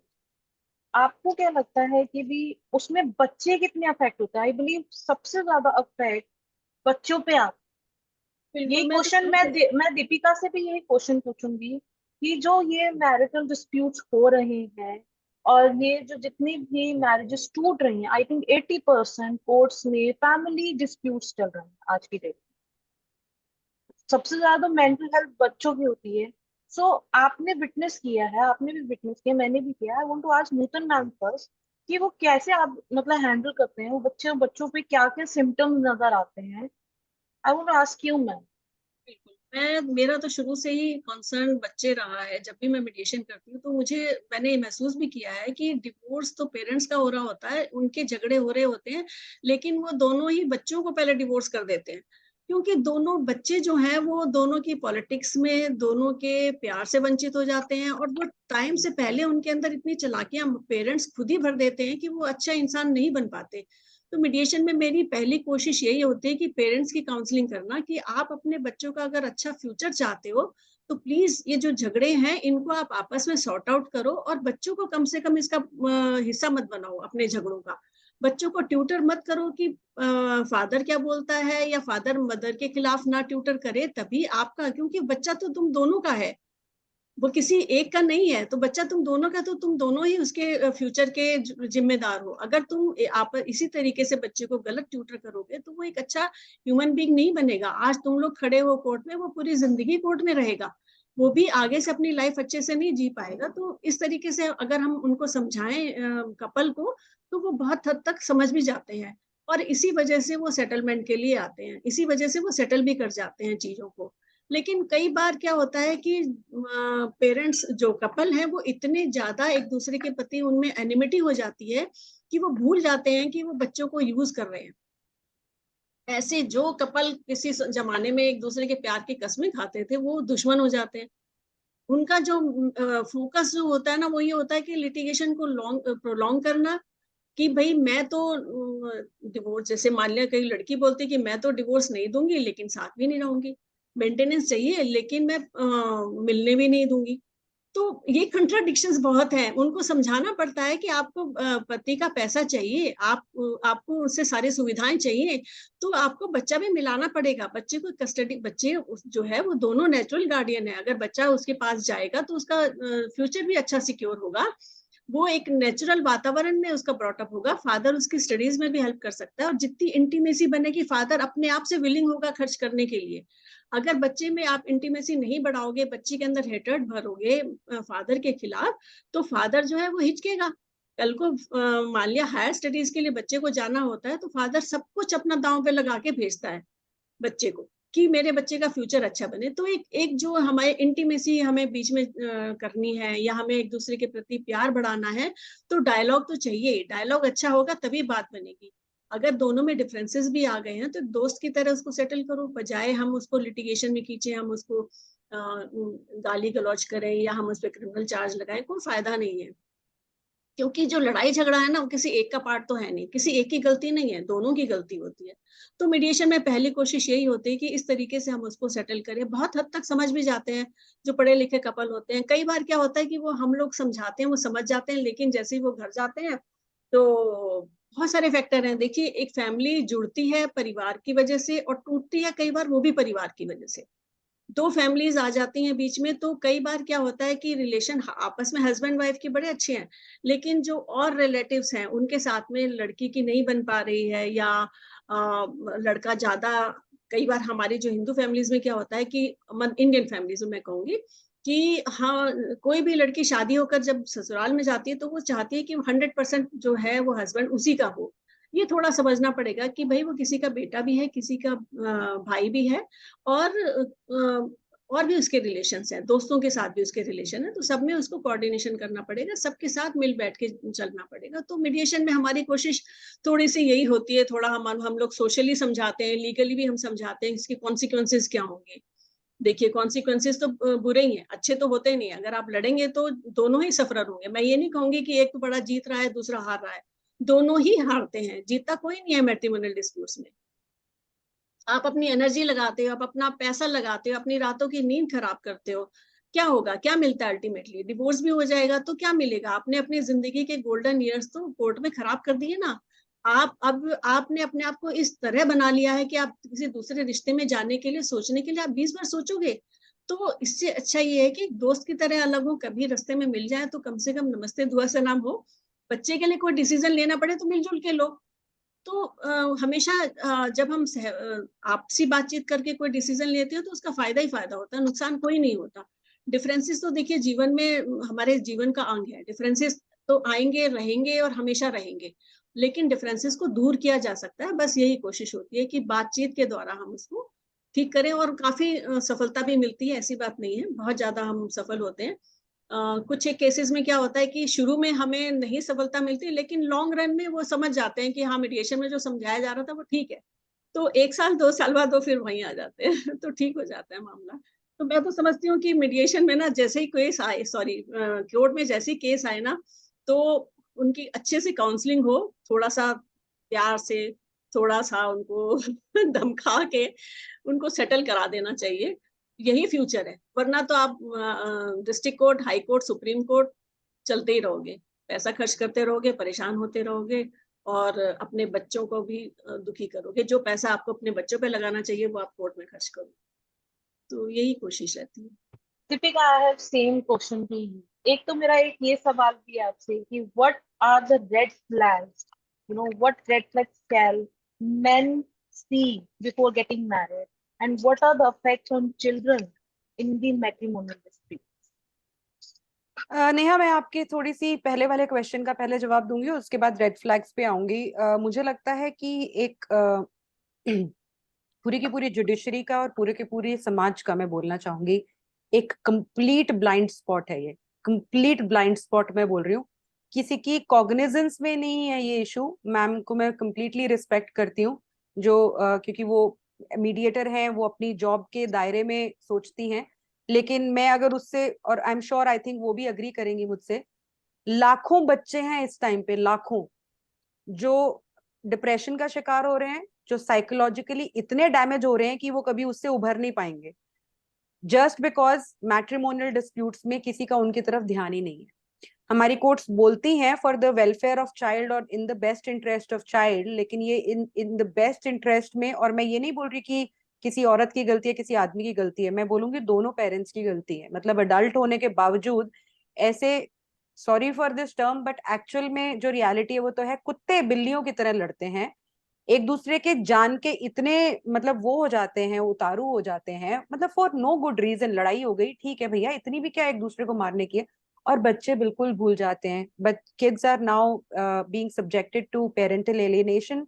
Parental alienation एक term है जो कि अभी इतनी popular नहीं है, लेकिन parental alienation ये होता है कि एक पेरेंट जो है बच्चों के दिमाग में अपने ही पेरेंट के लिए, दूसरे पेरेंट के लिए, जो नॉन कस्टोडियल पेरेंट है, इतना नेगेटिविटी, इतना झूठ और मतलब एक मॉन्स्टर की, मेरी डॉक्यूमेंट्री मार्टर्स ऑफ मैरिज शुरू ही होती है इस तरह की एक कहानी में, जहाँ पे पिता जो है वो इतना अपने बच्चे से अटैच था। 4 साल का उनका बेटा था जब वो लोग सेपरेट हुए, हस्बैंड वाइफ, और वो लेडी पहले 3 शादियां कर चुकी थी और तीनों के ऊपर केसेस लगा के सेपरेट हो चुकी थी, और इस शादी में जो है बच्चे भी हो गए थे। तो इतना ज्यादा वो उस बच्चे से अटैच थे, और कस्टडी का केस चल रहा है, 498 का केस चल रहा है, डीवी का चल रहा है, एक तो लीगल बैटल आपकी, फिर उसके बाद आपकी इमोशनल बैटल। तो उस दैट पर्सन कमिटेड सुसाइड, और उसमें जो है उन्होंने अपने सुसाइड वीडियो में बताया कि उनकी वाइफ उनके बच्चे को ये समझाती थी कि हाउ है, जो उनका फादर है वो मॉन्स्टर है, ठीक है ना, और उसके पास नहीं जाना, उससे बात नहीं जानी। सोचिए एक बाप पिता के ऊपर इस चीज का क्या असर पड़ेगा। मैं तो ऐसे इतने पेरेंट्स को जानते, फादर्स को जानती हूँ खासकर नेहा, जो कहीं पे उनकी जो इमोशंस हैं, हम आदमियों से एक्सपेक्ट तो बड़ा करने लग गए हैं कि भैया तुम बड़े काइंड हो जाओ, औरतों को रिस्पेक्ट कर लो, ये कर लो, सारी मतलब अच्छाइयां, जो अच्छा बनने वाली जो पाठ है वो सारे आदमियों को पढ़ा रहे हैं, लेकिन कोई औरतों को अच्छा बनने का पाठ नहीं पढ़ाता है। इतने गलत गलत एलिगेशंस अपने बच्चे से बिल्कुल दूर कर देना। इतने फादर्स हैं नेहा जो डाइपर चेंज करने से, फीड करने से, हर चीज अपने बच्चों के लिए कर रहे हैं, लेकिन अगर इस तरह का डिस्प्यूट हो जाता है तो उनकी कोई रेलिवेंस ही नहीं है, देखने को नहीं मिलता है। 2-2 महीने, 6-6 महीने विजिटेशन राइट्स। एक आपको केस बताती हूँ, इतना हार्ट रेंचिंग केस है, रोहतक का केस है। उस बंदे ने अपनी वाइफ को, मुझे लगता है ज्योति मौर्य से ज्यादा, आलोक मौर्य से ज्यादा पेनफुल केस है, अभी तक बाहर नहीं आया, कोशिश करूंगी इसको बाहर लाने की। इस आदमी ने अपनी बीवी को, बीटेक वाइफ थी उनकी, उनको एमटेक करवाया, जॉब लगवाई, प्रोफेसर बनवाया, हाँ, जो हर तरीके की जो उनकी डिमांड्स थी, फॉर्च्यूनर खरीदनी है, ये करना है, मतलब he used to love his wife so much. It was a love marriage, बहुत अर्ली एज में उनकी शादी हो गई थी, it was a love marriage. But when this woman became a professor in the college, वो रोहतक से दिल्ली आती थी और कार पूलिंग होती थी, कार पूलिंग में ही उनका किसी के साथ अफेयर शुरू हो गया। इस हस्बैंड के पास इस एक्सटेंट तक एविडेंसेस हैं कि उन्होंने उस कार में एक रिकॉर्डर लगा दिया था। तो आप समझ सकते हैं कि किस तरह की एविडेंस उनके पास है ऑडियो में, राइट। लेकिन जब उन्होंने कन्फ्रंट किया अपनी वाइफ को, उनका बच्चा उस टाइम पे 1.5 साल का था, वो अपने बच्चे को लेकर चली गई। उसके बाद से ये बंदा पिछले 4.5-5 साल से दर दर की ठोकरें खा रहा है। और शॉकिंग चीज सोचिए आप नेहा, वो लड़की जो है, जब ये सारा बहुत रायता फैल गया, पेरेंट्स को बता दिया कि इसका एक्स्ट्रा मैरिटल अफेयर है, ये सब वो सब, फाइनली वो छोड़ के चली गई, अपने घर पे चली गई। उनका बेटा मेरे ख्याल से 2.5-3 साल का होगा, जो अपने बेटे को अपने पेरेंट्स के पास, जो 60-65 साल के पेरेंट्स हैं, उनके पास छोड़कर बच्चे को 3 साल के चली जाती हैं आयरलैंड पढ़ाई करने। और आयरलैंड जाके, और ये बेचारा बाप जो है यहाँ पे कस्टडी विजिटेशन ऑर्डर्स मांग रहा है कोर्ट से कि भैया पिता का हक क्या अपने नाना नानी से भी कम है क्या? मतलब मैं उस बच्चे का बाप हूँ, आप मुझे प्लीज कस्टडी दे दो। फिर वो लेडी जब सोचती है कि उसको बच्चा जो है उसकी लाइफ के बीच में आ रहा है, तो वो कहती है चलो ठीक है कस्टडी ले लो, मैं डिवोर्स ले लेती हूँ। सारी की सारी लिखा पढ़ी हो जाती है, सब कुछ हो जाता है। फिर सडनली मोहतरमा का माइंड चेंज हो जाता है और वो बोलती है नहीं मैं तो नहीं दूंगी कस्टडी। इवेंचुअली ये बंदे को इस एक्सटेंट तक मेंटली आप टॉर्चर कर देते हो कि एक दिन वो अपने बच्चे को स्कूल से उठा के ले जाता है 10 दिन के लिए। फिर मीडिया में वो कहती है अरे मेरा बच्चा किडनैप कर लिया, अरे मेरा बच्चा किडनैप कर लिया, अरे मेरा बच्चा किडनैप कर लिया। फिर इस बाप के ऊपर एफआईआर होती है। आज के टाइम पे ये सिचुएशन है कि वो high court, supreme court, lower court के बीच में चक्कर घिन्नी की तरह पिसा हुआ है जो बाप है। मोहतरमा अपने बच्चे को लेकर आयरलैंड परमानेंटली चली गई। तो इस पूरे के पूरे सीन में इस आदमी की कहाँ गलती है? और इस बंदे के साथ जो इनजस्टिस हो रहा है, उस इनजस्टिस को कौन कॉम्पेंसेट कर सकता है? कोर्ट्स देखती नहीं है। अभी रिसेंटली उनकी हाई कोर्ट में डेट थी, तो कोर्ट बोलती है कोई जरूरी नहीं है कि बाप अपने बच्चे को देखे वीडियो कॉल पे। किसी माँ को आप ऐसा बोल सकते हो? नहीं बोल सकते। तो बच्चों के साथ भी बहुत बुरा हो रहा है, जो नॉन कस्टोडियल पेरेंट्स हैं उनके साथ भी बहुत बुरा हो रहा है, मुझे लगता है। और कहीं ना कहीं हम लोग वेस्ट की सारी बुरी चीजें तो देखते लेते हैं और बड़ी जल्दी अडॉप्ट कर लेते हैं, लेकिन उनकी जो अच्छी चीजें हैं वो नहीं अडॉप्ट करते। वहां पे शेयर्ड पेरेंटिंग है, चाहे औरत आदमी कोई भी गलती पे हो, कुछ भी हो, आदमी औरत के बीच में कुछ भी चल रहा हो, हस्बैंड वाइफ, या वहां पे तो ज्यादातर लोग बिना मैरिज के साथ में रहते हैं, मतलब जो भी स्पाउसेस हैं, जो स्पाउस के पास कस्टडी नहीं है उसको बकायदा विजिटेशन राइट्स मिलते हैं, दूसरे इंसान को उनको फॉलो करना होता है, शेयर्ड पेरेंटिंग है, कोई वायलेट करता है तो उसको जो है पेनल्टी लगानी मिलती है, बार बार वायलेशन करता है तो कस्टडी शिफ्ट कर देते हैं। तो ये सब चीजें हम लोग इंडिया में क्यों नहीं लेकर आते? तो बच्चों की जो प्रॉब्लम है मुझे लगता है बहुत बड़ी प्रॉब्लम है। और रेड फ्लैग्स जो हैं, मैंने रणवीर अलाहाबादिया के पॉडकास्ट पे भी ये बात बोली थी कि मुझे लगता है रेड फ्लैग से ज्यादा हमारे को ग्रीन फ्लैग्स देखने चाहिए कि आपकी फ्रीक्वेंसी मैच होती है कि नहीं, आपके कल्चरल एथॉस मैच होते हैं कि नहीं, आपका दिनचर्या बेसिक चीज, कितने बजे उठते हो, कितने बजे खाना खाते हो, कितने बजे सोते हो, कितना आपको फोन देख, ये बेसिक चीजें हैं जो एक्चुअली लाइफ में सबसे ज्यादा इंपॉर्टेंट होती हैं। पैसा वैसा इधर उधर जाना ये सब चीजें बहुत ल्यूक्रेटिव लगती हैं बट ये बेसिक नहीं है। आपको अपनी बेसिक लाइफ डिस्कस करनी चाहिए और कंपैटिबिलिटी मैच करनी चाहिए। शादी के बाद क्या करना चाहते हैं, क्या गोल्स हैं, बच्चे करना चाहते हैं नहीं चाहते। आदमियों को खासकर औरतों से पूछना चाहिए कि क्या वो एक जॉइंट फैमिली में रहना चाहती हैं कि नहीं चाहती हैं, क्योंकि बहुत सारे लड़के हैं वो अपने पेरेंट्स को नहीं छोड़ेंगे भाई। They want to live with their parents, they want to take care of their parents. अगर आपको नहीं रहना इन लॉज के साथ, आपने वो इंडिपेंडेंट लाइफ चाहिए, आप पहले ही बोल दो, ठीक है ना। उसके बाद फिर शादी के बाद ये सब, जैसे मैम ने बोला झगड़े करने का कि भैया तुम तो 200% मेरे ही हो बाकी तो किसी के हो, दैट इज वेरी रॉन्ग। आपको आपकी अगर जैसे मैम थी, आर्मी से थी, बहुत सारी आर्मी ऑफिसर्स हैं जो मेरे साथ कनेक्टेड हैं जिनके मैट्रिमोनियल डिस्प्यूट चल रहे हैं, उनकी पोस्टिंग होती रहती है, कोई भी गवर्नमेंट ऑफिसर की पोस्टिंग होती रहती है। बहुत सारी लेडीज हैं वो नहीं शिफ्ट करना चाहती हैं, वो उनका करियर उनके लिए शायद ज्यादा इंपॉर्टेंट है, विच इज ऑल्सो राइट। तो अगर आप किसी बंदे से शादी कर रहे हो जिसकी पोस्टिंग वाली जॉब है तो आपको कहीं ना कहीं मूव करना पड़ेगा, या पहले बोल दो कि भैया नहीं, I am not okay. So basic चीजें जो हैं आपकी लाइफ की, आई थिंक वो इम्पोर्टेंट बहुत ज्यादा है डिस्कस करना है। कम्युनिकेशन बहुत ज्यादा इंपॉर्टेंट है। और मैं तो पेरेंट्स से भी, सब पेरेंट्स से रिक्वेस्ट करना चाहूंगी कि शादी is not something that is, आपके जमाने गए जब आप एक दूसरे का मुंह देख के और शादी कर लिया करते थे और 50-50 और 70-70 साल शादियां टिक गई है, क्योंकि आपकी डेवलपमेंट वैसी नहीं थी, आपकी थॉट प्रोसेस वैसी नहीं थी, आप जो मिलता था उसमें खुश रहते थे, और एक नेचुरल इंस्टिंक्ट था कि कॉम्प्रोमाइज करो, एडजस्ट करो, शादी को चलाओ। वो चीजें अभी नहीं है। तो please give time either to your daughter और टू योर सन कि पहले वो समझ सकें एक दूसरे इंसान को before you rush into the marriage.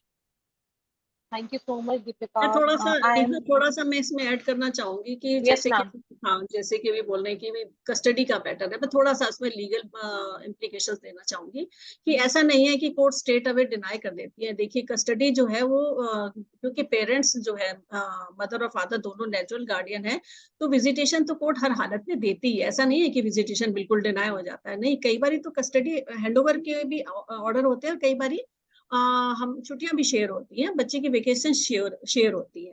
जैसे कि तेजस्विनी गॉड और शेखर वाले मामले में कस्टडी भी हैंडओवर कर दी थी। तो ऐसा नहीं है, जहां सर्कमस्टांसेस अलग होते हैं, जहां लगता है कि बच्चे की वेलफेयर के लिए माँ के पास रहना ठीक नहीं है, तो वहां कस्टडी हैंडओवर भी होती है। तो आंख बिल्कुल बंद नहीं करती है कोर्ट।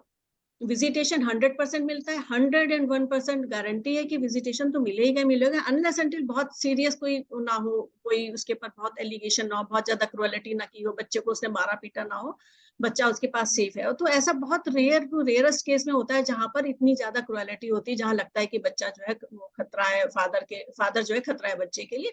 अदरवाइज विजिटेशन विजिटेशन हर हालत में मिलता है और छुट्टियां भी शेयर होती हैं। तो ऐसा नहीं है कि बिल्कुल ही नूतन सुनवाई मैम, ना मेरा हो। मेरा एक क्वेश्चन है, मेरी एक क्लाइंट का क्वेश्चन आया था कि बच्चा नहीं मिलना चाहता है, उसको अपने फादर से मिलके डर लगता है, क्योंकि वो प्रेशराइज करता है कि अगर तेरे 70% परसेंटेज नहीं आए तो मैं तेरे को तेरी माँ से अलग करूंगा। What can we do in such cases? देखिए ऐसे एक और चीज नेहा, क्योंकि मैम बहुत एक्सपीरियंस के साथ, मैम मैं तो बहुत सारे ऐसे फादर्स के साथ हर रोज कनेक्टेड हूँ और हर रोज उनके अपडेट्स देखती रहती हूँ। मैम विजिटेशन कंप्लाई नहीं करती हैं, बच्चा बीमार है, बच्चे का स्कूल है, बच्चा किसी और शहर में गया हुआ है, नहीं मिल पाएगा, तो बाप के पास तो यही सिर्फ ऑप्शन होता है कि आप कंटेम्प्ट डाल दो। कंटेम्प्ट पिटिशंस भी फिर 4-4 6-6 महीने कोर्ट में पड़ी रहती है, तो और फिर डिस्कनेक्ट तो बढ़ता जाता है बच्चे के साथ। तो मैं तो मैम बहुत केसेस ऐसे देखती हूँ। नहीं नहीं, बिल्कुल 100% मैं सहमत हूँ आपकी बात से, ऐसा होता है। लेकिन वही वाली बात है कि आप किस तरीके से अपने केस को परस्यू करते हैं, कोर्ट आपकी बात को कितने सीरियसली ले रही है, या आप उस चीज को बता भी रहे हैं कि नहीं बता रहे हैं। देखिए, एक तो होता है कि बच्चा नहीं मिला और कैजुअली फादर ने ले लिया और उसकी शिकायत नहीं करी। दूसरा, अगर करी भी है तो सिर्फ कंटेम्प्ट डाल के भूल गए। देखिए, कोई भी चीज हमें चाहिए होती है तो हमें थोड़ा सा इंटेंसिव होना पड़ता है, थोड़ा सा हमें प्रेशर डालना होता है कोर्ट के ऊपर। हमें इस बात को प्रेशराइज करना होता है कि बच्चे का मिलना बहुत जरूरी है मेरे लिए। तो जहां अगर हमें कोर्ट को हमारी इंटेंशन पता चलती है तो कोर्ट बिल्कुल ग्रांट करती है। हाँ, ऐसा होता है कई बार। देखिए, ये तो जजमेंट्स है कोर्ट के, डिस्क्रिशनरी ऑर्डर है, इसमें कोई हार्ड एंड फास्ट रूल तो है नहीं। एक टैगलाइन है, जैसे आप बोल रहे थे, टैगलाइन है कि for the welfare of the child, है ना, for the convenience of the child. तो कन्वीनियंस ऑफ द चाइल्ड के नाम पे कई बार लड़कियां जो है वो कह देती हैं कि जी बच्चे का एग्जाम है, नहीं मिलना, है ना। ऐसी चीजें होती है, मैं मानती हूँ ये सब होती है, लेकिन फिर भी हमें मतलब एक चीज के पीछे पड़ना होता है। कोर्ट के सामने हम बार बार इस इशू को उठाएं, क्योंकि आप एक या दो बार ही कन्वीनियंस देख सकते हो ना, रोज रोज तो बच्चे के एग्जाम नहीं होते हैं। तो हम कोर्ट से रिक्वेस्ट कर सकते हैं कि चलिए ठीक है, इस हफ्ते नहीं मिला, बच्चे की कन्वीनियंस नहीं है, बच्चे का एग्जाम है, तो आप अगले बारी हमको डबल टाइम तो कोर्ट दे देती है। बस वही है कि किस तरीके से आप फ्रेज करते हो अपनी प्रॉब्लम, किस तरीके से आप इशू को उठाते हो। देखिए, कोर्ट जो है वो भगवान तो है नहीं, उसके सामने जब तक आप अपने पढ़ते नहीं खोलोगे वो उसको नहीं पढ़ना होगा। फाइल बंद रहती है, फाइल कोई नहीं खोलता है। फाइल जब खुलती है जब आप कहते हो कि ये वाला पढ़िए, ये देखिए, मैंने ये लिखा है, ये प्रॉब्लम है, इसको सॉर्ट आउट करिए, तब भी कोर्ट फाइल पढ़ती है। कोर्ट का कोई इंटरेस्ट नहीं होता, क्योंकि इनके पास मल्टीपल केसेस होते हैं, बंच ऑफ केसेस हैं वहां पर कोर्ट में, 100 केस होते हैं, तो हर केस फाइल पे कोर्ट अपना दिमाग लगाए, ऐसा होता नहीं है। लेकिन जब हम चीजों को बताते हैं कि ये स्थिति चल रही है तो कोर्ट उसको कंसीडर करती है, ये बात है। बाकी देखिए, फिर अपील है My ना, एक question कोर्ट से is नहीं होता pending. तो My question is pending that अगर बच्चा मना करता है कि मुझे नहीं मिलना, फादर है या मदर है, मुझे डर लगता है या कुछ भी है, हाँ, उस केस में क्या किया जाता है कि उस बच्चा जब केस मना में, करता हाँ नहीं, उस केस में भी कोर्ट का बिल्कुल यही ओपिनियन होता है कि बच्चा जो है किसी प्रेशर के तहत मना कर रहा है। देखो, बच्चा जो है ट्यूटर होता है, जो कस्टोडियल पेरेंट होता है वो मोस्टली क्या होता है, हालांकि वो समझते नहीं कि वो गलत कर रहे हैं, वो बच्चे को ट्यूटर करते हैं नॉन कस्टोडियल पेरेंट के खिलाफ। तो उस केस में बच्चा कहता है मुझे नहीं मिलना है, या बच्चा टॉन्ट्रम शुरू कर देता है। कोर्ट में अगर बुलाते भी है ना तो बच्चा वहां पर हल्ला मचाना शुरू कर देगा, ये कर देगा। तो कोर्ट्स कई बार थोड़ा सा हार्श हो जाती हैं। हार्श इस तरीके से हो जाती है कि कोर्ट ये कहती है कि भाई जब तक आप बच्चा मिलेगा नहीं, इंटीमेसी कैसे होगी, तो इसलिए उनको बच्चे को मिलना ही होगा। हाँ, आप ऐसा कर सकते हैं कि उसको कोर्ट में मिलवा दें, या किसी की प्रेजेंस में मिलवा दें, या मदर भी वहां प्रेजेंट रहे तब वो फादर से मिलवा दे। तो शुरू में ईज करने के लिए उनको किसी की प्रेजेंस में, या मीडिएटर की प्रेजेंस में, या मीडिएशन सेंटर में कहीं, या फिर ऐसी जगह जहां पर कोई बच्चा खेल भी रहा हो और बच्चे फादर से बात भी कर रहा हो, तो बच्चे का ध्यान जो है दोनों चीजों में लगा रहता है। बच्चा जो है उसकी एक्चुअली अपनी ओपिनियन नहीं होती कि मुझे नहीं मिलना फादर से, ये सिखाया पढ़ाया होता है, उसी केस में होता है। लेकिन कोर्ट उसमें थोड़ा सा कोशिश करती है कि चीजों को रास्ते पे ले आए। So the best part of today's webinar is that we have 4 victims here who came up and want to talk about their cases. Om, are you here? We have Om, Priyanku, Ryan Khan, and advocate himself, Advocate Sandeep Pamra. I'm sorry, Advocate Sandeep, I will say, from Andhra Pradesh, practicing in High Court. So they four will be talking about their, story. So Om, where Yeah. are you? I'm in Gurgaon right Yes. now. I'm near to you. Yeah, hope you can hear Okay. me. Yes, Om. Tell us that what happened in your marriage? What is there any case pending? Sure. Tell us about yourself. Yeah, I'll quickly share my story. It will take less than 2 minutes. So yeah. Yes. So I'm only son of my parents, and both are aged 70, more than 70. I got married in December 2021, arranged marriage via matrimony.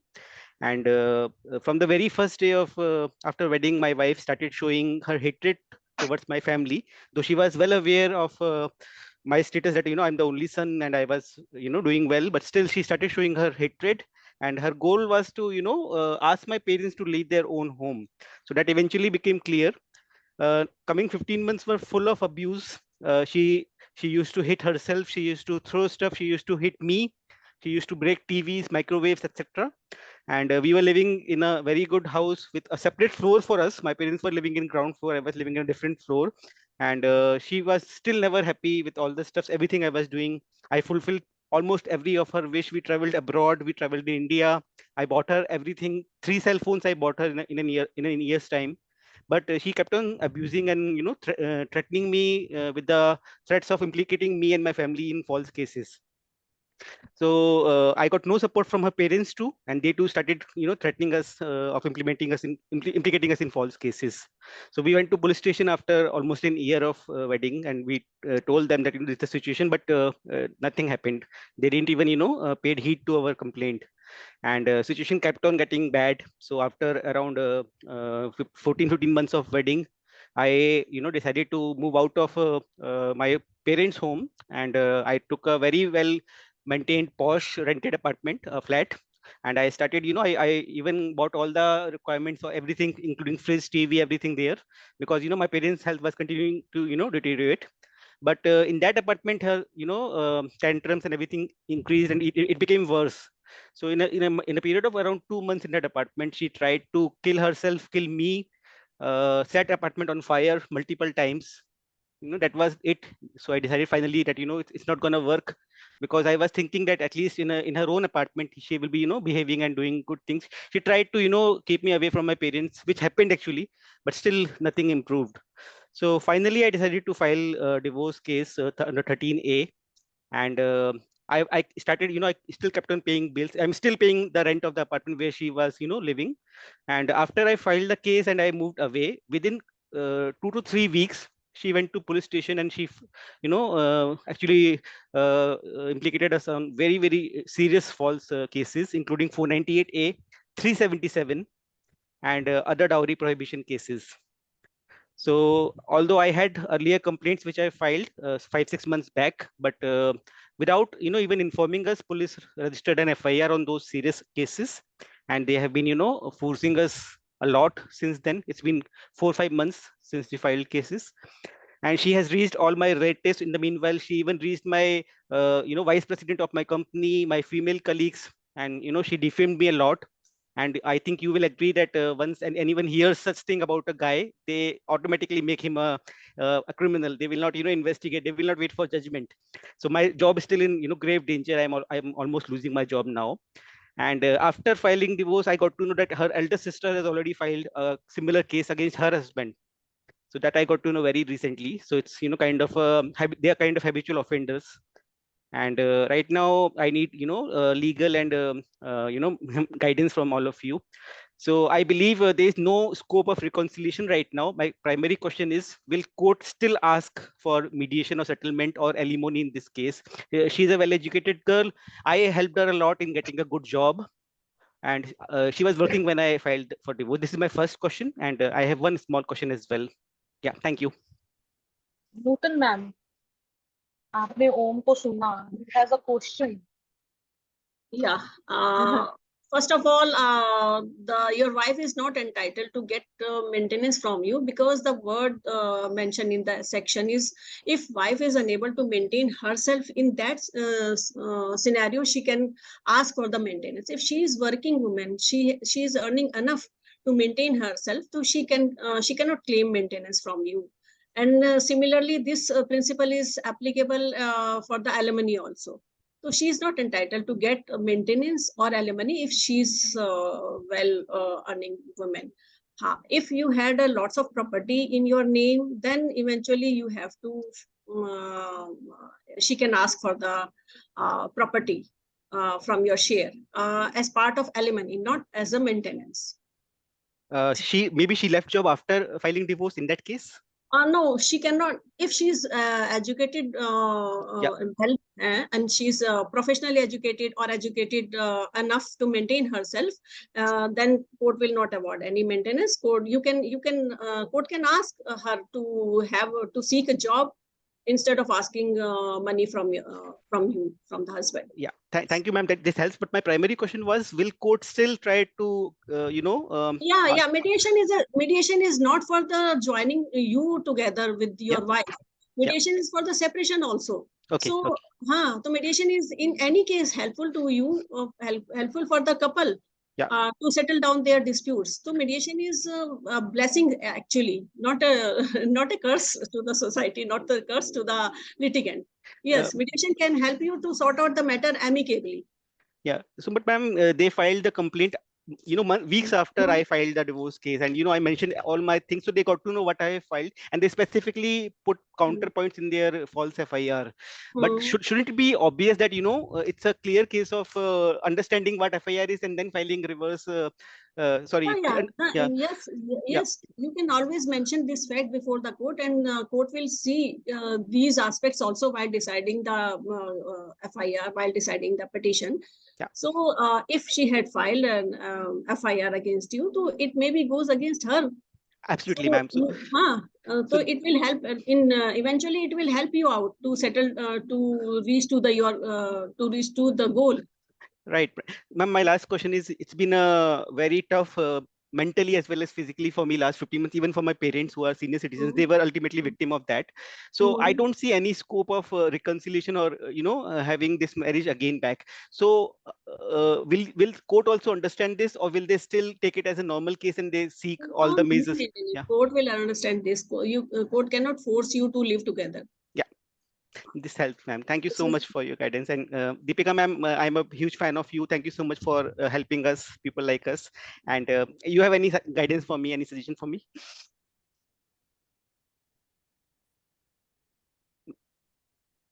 Yeah, so a few things quickly. One, like ma'am said, mediation is not just for reconciliation, it's for separation as well. It's basically to bring the litigation to an end. So you must become a part of the mediation. My personal guidance or advice to you would be, first of all, ensure अगर वो medical test नहीं करवाती है तो 377 का charge framing ना हो आपकी FIR final charge sheet में.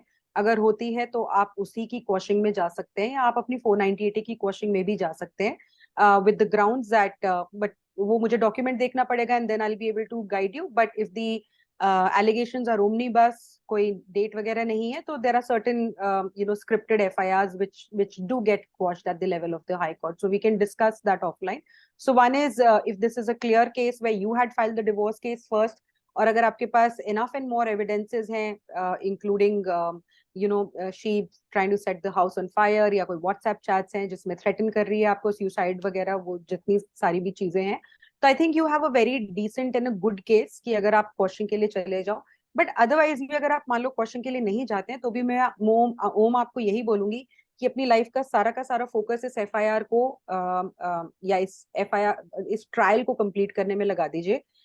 Put all your energies on winning the 498A and 377. The moment you win that case, you will be open to file counter cases on her. And if you want to actually, take the case to a final conclusion, have her punished or try कि उसके ऊपर जो counter FIRs हो जाए.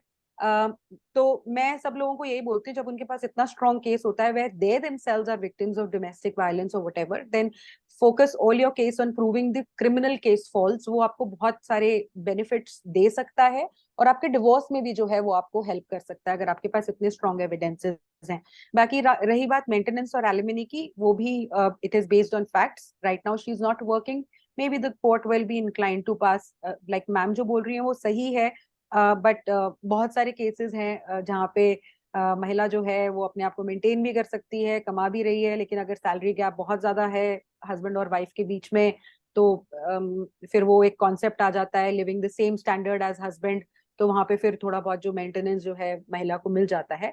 But you have a very strong case in my opinion with, I am sure you would have gathered evidences. जब उसने इतना ज्यादा हल्ला मचाना पहले दिन से शुरू कर दिया था, तो I think probably you would have some things, but we can discuss this offline. But most important thing for you, Om, is don't feel disheartened. It's very unfortunate that this has happened with you, but I am there. There are so many NGOs that are there. Delhi में meetings होती हैं men's right NGOs की. Connect with them. Get involved in this entire movement. See, there are so many people who are probably in a worse situation than you, so don't get disheartened.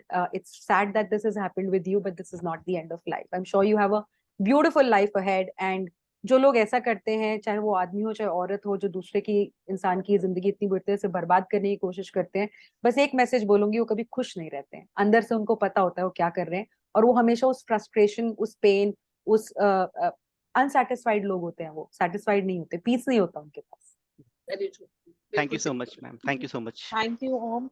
and I will move to Priyanku. Priyanku will don't take much time, Priyanku, please, because we are short of time now. We are only having another 15-20 minutes. So Priyanku, hi Priyanku. नमस्कार सबको।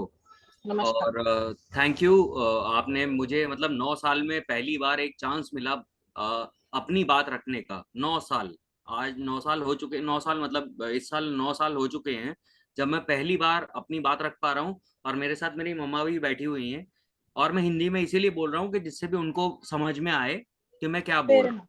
बिल्कुल। हाँ, Deepika ji, thank you. आपने जो मुझे support किया था, रोहित को जो दिया था आपने मुझे, उसके लिए मैं आपके लिए आपका आभारी हूँ। और मैं अपनी कहानी बताना चाहता हूँ, बहुत शॉर्ट में बताता हूँ कि 2014 में मैट्रिमोनियल साइट के थ्रू मेरी शादी हुई थी दिसंबर में, बिना दहेज के। और लड़की हरिद्वार से है, मैं बॉम्बे बेस्ड हूँ। और 2.5 महीने के बाद लड़की घर वापस जाती है और फिर कभी वापस नहीं आई, 2.5 months। और उसके बाद हम लोग वेट करते रहे हैं। और जब काफी वेट करने के बाद मतलब 2015 में जब हम कुछ रिस्पांस नहीं मिल रहा था, क्योंकि हम लोग कम्युनिकेट करने का ट्राई कर रहे थे, तो बार बार यही मैसेज आ रहा था कि नहीं वो बीमार है, उसको टीबी हो गया, उसको ये हो गया, ये सब चल रहा था। और ये सब होने के बाद फिर हम लोगों ने रेस्टिट्यूशन फाइल किया था। लेकिन रेस्टिट्यूशन में भी कुछ कभी वो सामने नहीं आए वो लोग। और उसके बाद क्या होता है कि उसके बाद हमको उधर से रिप्लाई में डाउरी केस का 498A का हमको वो मिलता है, समन्स मिलते हैं, जिसमें मैं मतलब मेरी पूरी फैमिली का इन्वॉल्वमेंट था। उसमें दिखाया है उन्होंने कि मैं, मेरी मदर, मेरा भाई, जबकि मेरा भाई अलग घर में रहता था। मेरी शादी से पहले वो अलग घर उसने ले लिया था। मेरी छोटी बहन का शादी पहले हो गया था, वो अलग घर में रहती थी। तो मैं और मेरी मदर रहते थे, और वो मेरी वाइफ मेरे साथ में थी। 2.5 महीने रहने के बाद, और जिसमें कि 2.5 महीना में मैं मतलब 1 महीना तो मैं घर पे था, ऑल बिकॉज ऑफ कि मेरा पैर जो है वो इंजर्ड, मतलब फ्रैक्चर हुआ था। फ्रैक्चर होने की वजह से मैंने उनको शादी के पहले भी बोला था कि मेरा पैर फ्रैक्चर है, मैं शादी के लिए नहीं आ सकता, ऑल बिकॉज क्योंकि वो हरिद्वार बेस्ड है और मैं बॉम्बे बेस्ड हूँ। बट दे फोर्स्ड अस कि नहीं आपको आना पड़ेगा। हम गए वहां पर, हम लोगों ने, और उन्होंने बोला कि 5 लोगों से ज्यादा लोग नहीं आना चाहिए। हाँ, तो यहाँ से मेरी माँ भी नहीं गई थी, मेरी शादी में मेरी माँ भी नहीं गई है। तो हम लोग गए, और उसके बाद हम लोग शादी करके बाई एयर दिल्ली से रिटर्न हम लोगों ने किया। और रिटर्न आने के बाद, वो 2.5 महीने के बाद जाने के बाद, फिर जब ये रेस्टिट्यूशन वाला केस हो जाता है, उसके बाद रिटर्न में 498A का केस फाइल हो जाता है, जिसमें कि हमारा पूरी फैमिली का नाम आ जाता है। मतलब मेरा, मेरी मदर का, मेरे भाई का जो अलग रहता था, और मेरी सिस्टर जो कि पहले से मैरिड है, और जो मेरे जीजू थे उनका भी नाम। उसके बाद हम लोग सीधे हरिद्वार जाते हैं। हरिद्वार पुलिस स्टेशन में जाके मैं और मेरा भाई दोनों बात करते हैं। तो उन्होंने कहा ठीक है, हम लोग मुंबई आके जांच करते हैं। मुंबई आने के बाद, जांच करने के बाद, पुलिस रिपोर्ट फाइल करती है कि नहीं, इसमें कोई इन्वॉल्वमेंट नहीं है। और मतलब भाई का इन्वॉल्वमेंट, तो भाई कहीं और रहता है, बहन अलग शादी करके जा चुकी है, सब कुछ एकदम वो कर दिया। लेकिन हमारे अगेंस्ट में से हमारे, मतलब मेरे और मम्मी के नाम नहीं उन्होंने रिमूव किए। ये फाइनल उन्होंने रिपोर्ट लगा दिया। अब उसके बेसिस पे अभी केस स्टार्ट हो जाता है, वहां पे केस चलता रहा। केस हरिद्वार बेस्ड है, जो कि आप समझ सकते हैं कि 1400-1500 किलोमीटर का डिस्टेंस है मुंबई से, जो यहाँ से ट्रेवल करना पॉसिबल नहीं है। और उसके बाद फिर मैं रेगुलर बेसिस पे वहां जा रहा था, हरिद्वार। और ये सब चलता रहा, टू एंड फ्रो होता रहा काफी टाइम तक।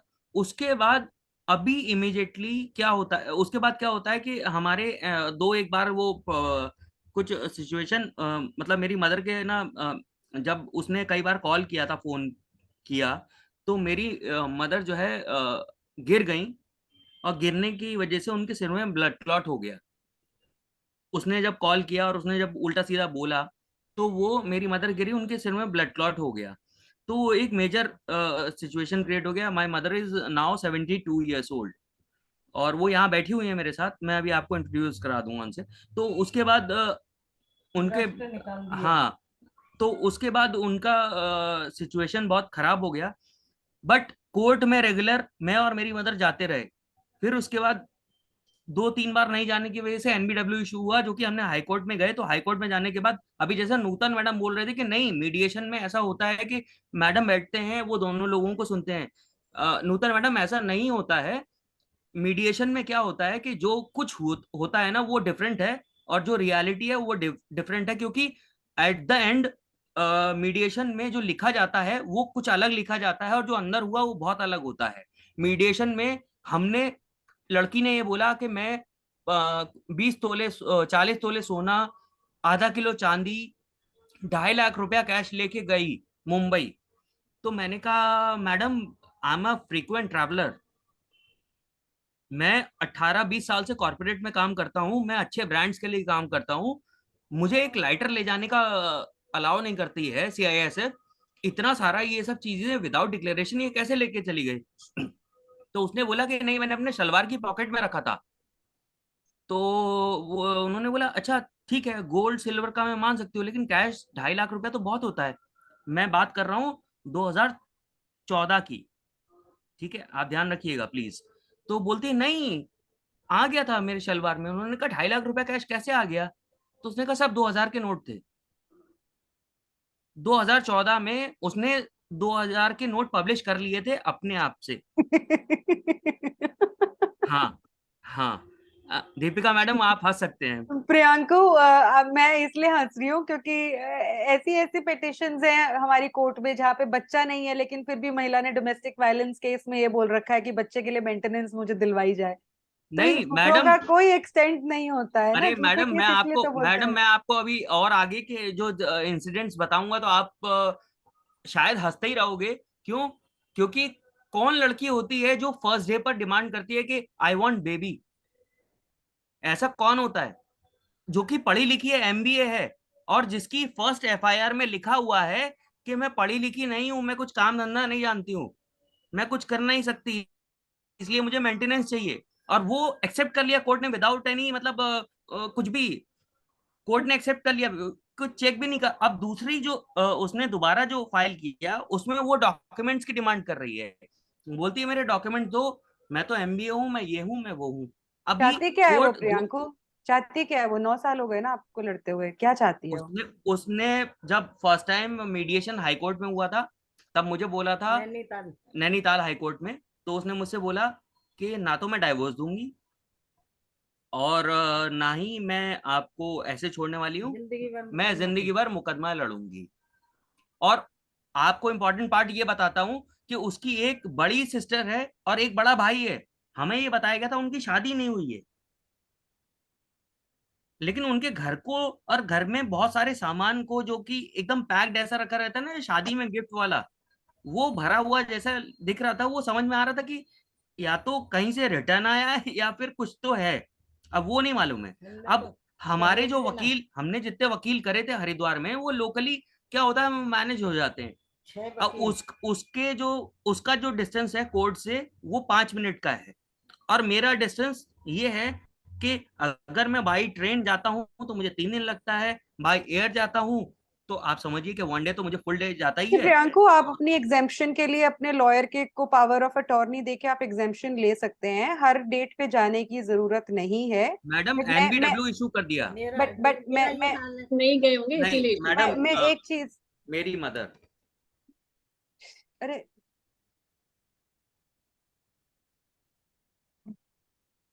इनका NBW इशू हो चुका है। इनको ब्रेस्ट कैंसर हुआ था? हाँ देखिए एग्जामिशन की एप्लीकेशन नहीं लगाई होगी आपने, अदरवाइज मैडम, सब लग चुका है मैडम, सब लगा दिया है। अच्छा प्रियांकु, मैं थोड़ा सा, मैं आपकी इमोशनल स्टेट समझ सकती हूँ, और जो भी आपके साथ हो रहा है इसमें कोई दो राय नहीं है, वो बहुत ज्यादा गलत है, लेकिन हम इसको ऑफलाइन ले सकते हैं। मैं थैंक यू फॉर शेयरिंग, और मैं समझ सकती हूँ कि कितना ज्यादा रिलीफ मैडम महसूस करता है कोई भी इंसान, लेकिन हाँ ये मैडम, मेरे जीजा जी की डेथ हो चुकी है, उनके उनके अगेंस्ट में भी NBW इशू है। देखिए प्रियांकु, मैं ऐसे, ये इंडिया है, हम लोग बहुत आपके लिए अफसोस फील कर सकते हैं, और फील कर भी मेरे ख्याल से सब लोग रहे होंगे, लेकिन ये इंडिया है, यहाँ पे 2 बच्चे 6 महीने के बच्चे का भी नाम एफआईआर में दर्ज करवा दिया जाता है। इसमें कोई दो राय नहीं है, हमारा सिस्टम रॉटन है। और जो लोग इस तरह की पीड़ा से गुजरते हैं, मेरे ख्याल से तभी उन्हीं को पता चलता है कि कितना ज्यादा दुखदाई है ये सब कुछ। लेकिन अनफॉर्चुनेटली जब तक ये चीजें बहुत ज्यादा बड़े स्केल पर नहीं हो जाएंगी, तब तक कोई सोल्यूशन है नहीं। तो मैं आपसे और माता जी मैडम से यही बोलूंगी कि हम लोग ऑफलाइन प्रियांको इसके लिए कनेक्ट कर लेते हैं आपके। मैं देखना दीपिका, चाहूंगी आई कि क्या। थिंक हाँ, हम सब मिलकर प्रियांको को डेफिनेटली हेल्प करेंगे, गाइड करेंगे, बिकॉज बहुत ही सीरियस मैटर है।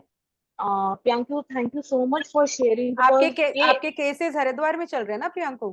हाँ जी जी जी, मैं आई हरिद्वार ट्राई में। आप मैं मेरी मैं एक मिनट, एक हाँ मिनट मैडम, मेरी मम्मी मम्मी कुछ बोलना चाह रही हैं, प्लीज आप प्लीज। सुन लीजिए, क्योंकि हाँ उनको हाँ आज तक जी, मौका नहीं मिला है बोलने ठीक है, ठीक। नमस्ते। नमस्ते नमस्ते आंटी जी, आंटी। नमस्ते। हाँ, मैं बात करना चाहती थी, लेकिन मैं बोल नहीं पाती हूँ ज्यादा। नहीं, आप टेंशन मत लीजिए, आप बोलिए जो आपके दिल में है वो सब निकाल दीजिए। आज देखिए, आपको मौका अगर मिला है, आज आपको बोल दिल दीजिए। खोल के बात करनी है, आप कीजिए, ये एक प्लेटफॉर्म है। बिल्कुल आंटी, रोइए मत, आप स्ट्रॉन्ग होकर ये बात अपनी सामने रखिए। दीपिका है, मैंने नूतन उस है। लड़की की बहुत सेवा करी है। उस लड़की की 2.5 महीने मैंने नाश्ता खाना दोनों टाइम, मैंने उससे चाय भी नहीं बनवाई। मैंने कहा हमारा ऐसा कल्चर है कि जब लड़की दोबारा आएगी तब मैं करवाऊंगी काम, तो मैं खुद ही करती। तब मेरी 63 एज थी, आज 72 की हूँ मैं। तो मतलब मैंने उसे अपने बच्चे की तरह रखा कि मेरी बेटी चली गई है तो एक बेटी मुझे मिल गई, तो मैं उसकी बड़ी सेवा करती थी। और वो रात को मेरे पास 1-1 बजे तक बैठी रहती थी, और मैं अपनी कहानी सुनाती, वो अपनी।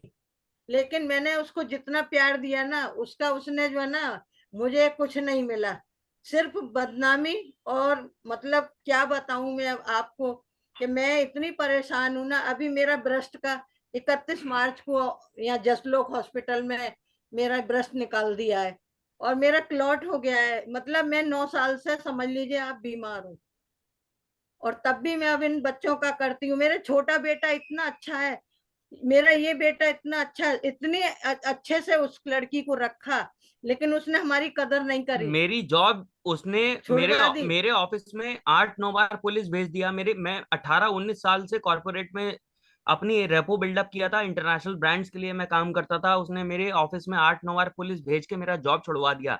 मैं प्रियांको पिछले 6 साल से। प्रियांको, मैं आपके साथ एक वीडियो इंटरव्यू करना चाहूंगी। I will connect please. With you, ठीक है? हाँ हाँ, and I will try to bring your story out. Please. And जिस भी तरह से सपोर्ट हो सकता है, जिस भी तरह से हेल्प हो सकती है, आंटी आप रोइए मत। आप जैसे और बहुत सारी माताएं हैं। बहुत बहुत धन्यवाद हमसे अपनी बात शेयर करने का, और प्लीज रोइए मत आंटी। इंसान कुछ करता है गलती तो मतलब मैं, हमारा परिवार ऐसा कि हमने उस लड़की को मतलब कितना हमने उसे अच्छे से रखा, लेकिन उसने बदले में हमें कुछ नहीं दिया।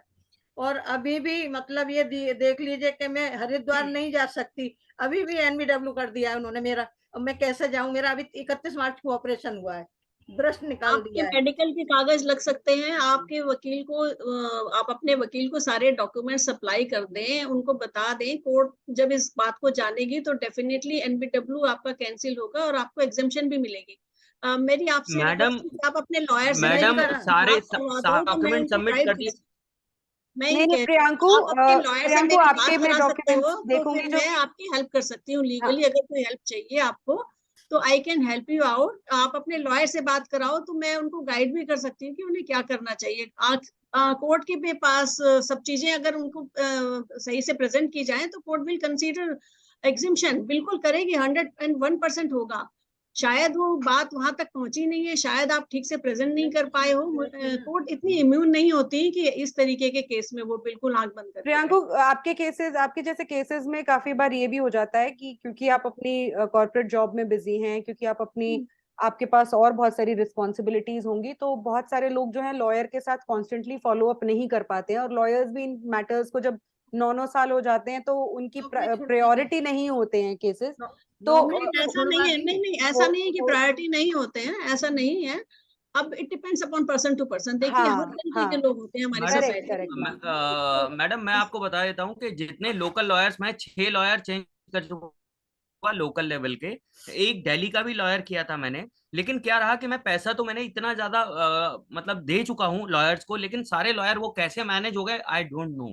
मैं वहां पर हर डेट पर गया चलो पहले। प्रियांको, हम लोग ऑफलाइन प्लीज कनेक्ट करेंगे. Yes, this is a yes, forum Priyanka. which please has a please, lot हाँ of दूसरे people. लोगों I'm को आप टाइम sure दीजिए you please. understand, you have gone through a lot. हाँ नहीं, मैं लेकिन thank you so much, thank you so much कि I'm मुझे 9 happy, साल में Priyanko. मुझे और मेरी मम्मी आई को एम हैप्पी प्रियांको, आपने आपने सुना। सबके सामने ये बात रखी। और प्रियांको ऑफलाइन प्लीज दीपिका से, मुझसे और नूतन मैम से कनेक्ट करना, ठीक है? Definitely will try to help you ji out. बिल्कुल। And Deepika and Nutan ma'am, मैं अभी चाहती हूँ कि आप यहाँ पे रहिए, क्योंकि 2 स्टोरीज और है, फिर टाइम थोड़ा सा और रुकना पड़ेगा। मैं एक चीज नेहा बोलना चाहती हूँ कि बहुत ज्यादा जरूरी है चेंज हमारे सिस्टम में होना.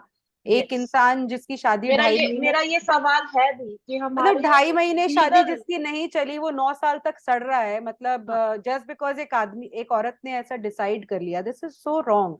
आई थिंक एक अपर हमारे कॉर्पोरेट्स में चीजें स्ट्रीमलाइन स्ट्रक्चर्ड हैं, तो उस चीज का बेनिफिट लोगों को मिलता है. हमारी जुडिशरी जहाँ पे लोगों की जिंदगी का सवाल है, आप वहां पे मतलब कोई अपर लिमिट नहीं सेट करते हैं. Divorce cases I don't think so, चाहे 498 है उसमें इन्वॉल्व है, कुछ भी है, आई डोंट थिंक कि किसी भी तरह का डिवोर्स केस 3 साल से ज्यादा चलना चाहिए. आई मीन इस चीज के लिए तो मुझे लगता है विमेन्स राइट एक्टिविस्ट हो, मेंस राइट एक्टिविस्ट हो, चाइल्ड राइट्स एक्टिविस्ट हो, सब लोगों को एड़ी चोटी में बोथ जोर लगा पार्टीज के. आर, दोनों ही पार्टीज अफेक्ट हो रही है, दोनों का पैसा एग्जैक्टली बर्बाद हो रहा मतलब कुछ तो एक अपर लिमिट होनी चाहिए. यूं सालों साल जो ये केसेस चल रहे हैं, पूरी जिंदगी तबाह हो जाती है, पूरा घर अपसेट हो जाता है मेरे ख्याल से. है।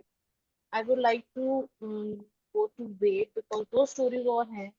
संदीप एज जी भी तो, चला गया, इतना हाँ इतना जी एज आंटी, भी। समझ सकते हैं आपकी प्रॉब्लम को मेरे आंटी। और बेटे का तो 48। अब सारी एज तो देखो गई, क्या शादी की एज रह गई? 48 के हो रहे हैं मेरा बेटा। छोटा आंटी वाला देखो, इतना अच्छा, उसने आंटी उसने देखो मेरे केस सुनो, में डाल दिया है। आंटी देखो, मैं 38 की हूँ, मैंने शादी नहीं करी है. मैं तो शादी कर सकती थी लेकिन फिर भी नहीं करी है. तो शादी ही सारी जिंदगी का निष्कर्ष नहीं होता है. आप कोशिश कीजिए कि अपने परिवार में जब कोर्ट की डेट पे जाना होता है तब तो जाना ही होता है, लेकिन जब अपने घर में होते हैं तब हमारा दिमाग हमारे पास ही है, हमारे कंट्रोल में. आंटी, आप अपने परिवार में खुश रहने की कोशिश कीजिए, पॉजिटिव रहने की कोशिश कीजिए, उस नेगेटिविटी को साइड में रख दीजिए. ऐसे भी आंटी बहुत सारे लोग हैं जो प्रॉपर्टी के केसेस में, जिनकी प्रॉपर्टी लोगों ने कब्जा कर ली है, 20-20, 30-30, 35-35 साल तक कोर्ट के धक्के खा के रह जाते हैं. लेकिन उन सब चीजों को, जो कोर्ट की चीजें, आंटी कोर्ट में रखिए.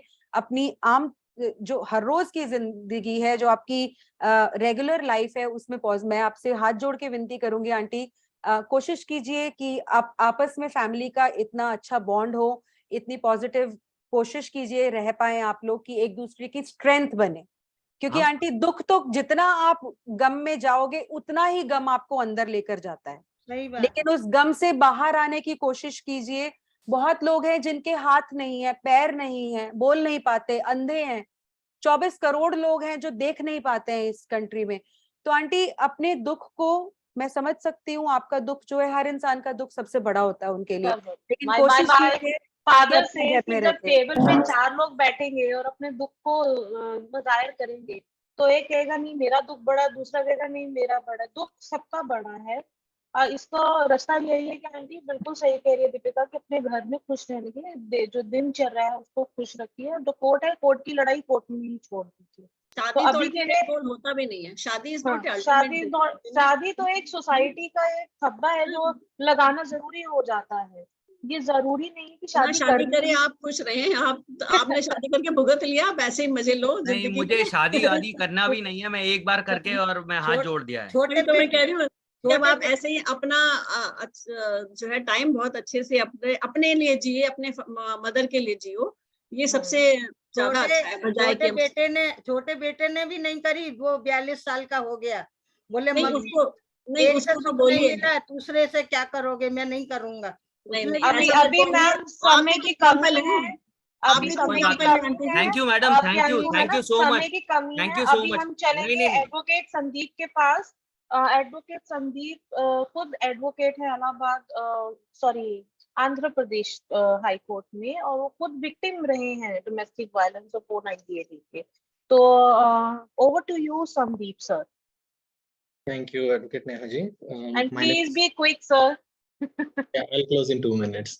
Yes. 2017 में मेरे ऊपर 498 का केस हुआ है एंड 2018 में डीवीसी का केस हुआ है और 2018 में ही मैंने अपनी जॉब छोड़ दी, लेकिन एलएलबी पढ़ना शुरू किया। 3 साल में एलएलबी खत्म हो गया। अभी मैं एपी हाई कोर्ट में एडवोकेट का प्रैक्टिस कर रहा हूँ।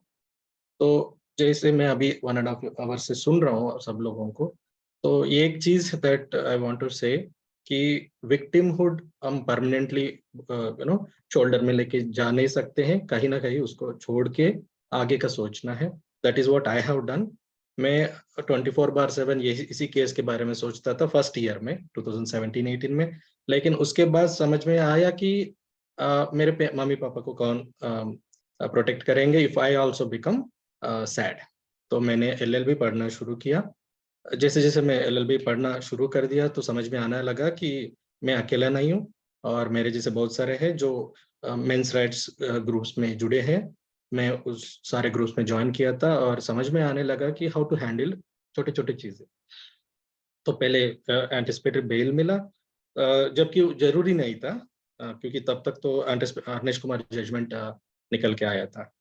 देन उसके बाद आई अंडरस्टैंड कि मेरे एडवोकेट भी कोल्यूडेड था अदर पार्टी से, तो उसको भी मैंने निकाल दिया और तीनों के तीनों मम्मी पापा और मैं पार्ट इन पर्सन शुरू कर दिए थे और 400 किलोमीटर्स अवे है जहाँ पे मेरा केस चल रहा था। So we used to go to every date और लड़की तो लोकल की है, ऑटो पकड़ भी आ सकती थी लेकिन आई नहीं।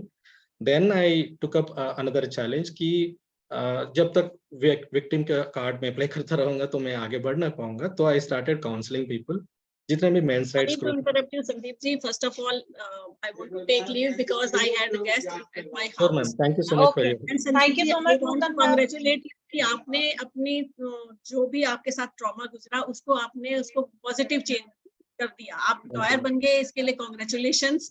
और आई होप आपका फ्यूचर बहुत अच्छा हो एंड आगे भी आप प्रोग्रेस करें और जैसे जिस तरीके से आपके साथ गुजरा है आप उन लोगों की सहायता करें जो आपके फुटिंग पे हैं। आपकी बहुत जरूरत है, आप जैसे लोगों की समाज को बहुत जरूरत है। तो all the best for your future and thank you Neha for this webinar. I am sorry I could not complete Thank you so much, ma'am. It's okay. Thank you so much for joining and sharing your valuable inputs. Thank you so much. मैं जो अभी बोल रहे थे advocate जो है, हाँ Sandeep please मुझसे कनेक्ट कीजिएगा। आप जो बोल रहे हो बिल्कुल सही है, विक्टिमहुड में परसिस्टेंट रहने से कोई फायदा नहीं है। एंड मैं एक्चुअली सोच रही हूँ कि उन लोगों की कहानी लोगों तक लेके जाऊं जो अपने केसेस लड़ते लड़ते एडवोकेट बन गए। तो please do get in touch, would be lovely to hear कि आपके साथ क्या हुआ और आपकी लाइफ में क्या चेंजेस आए।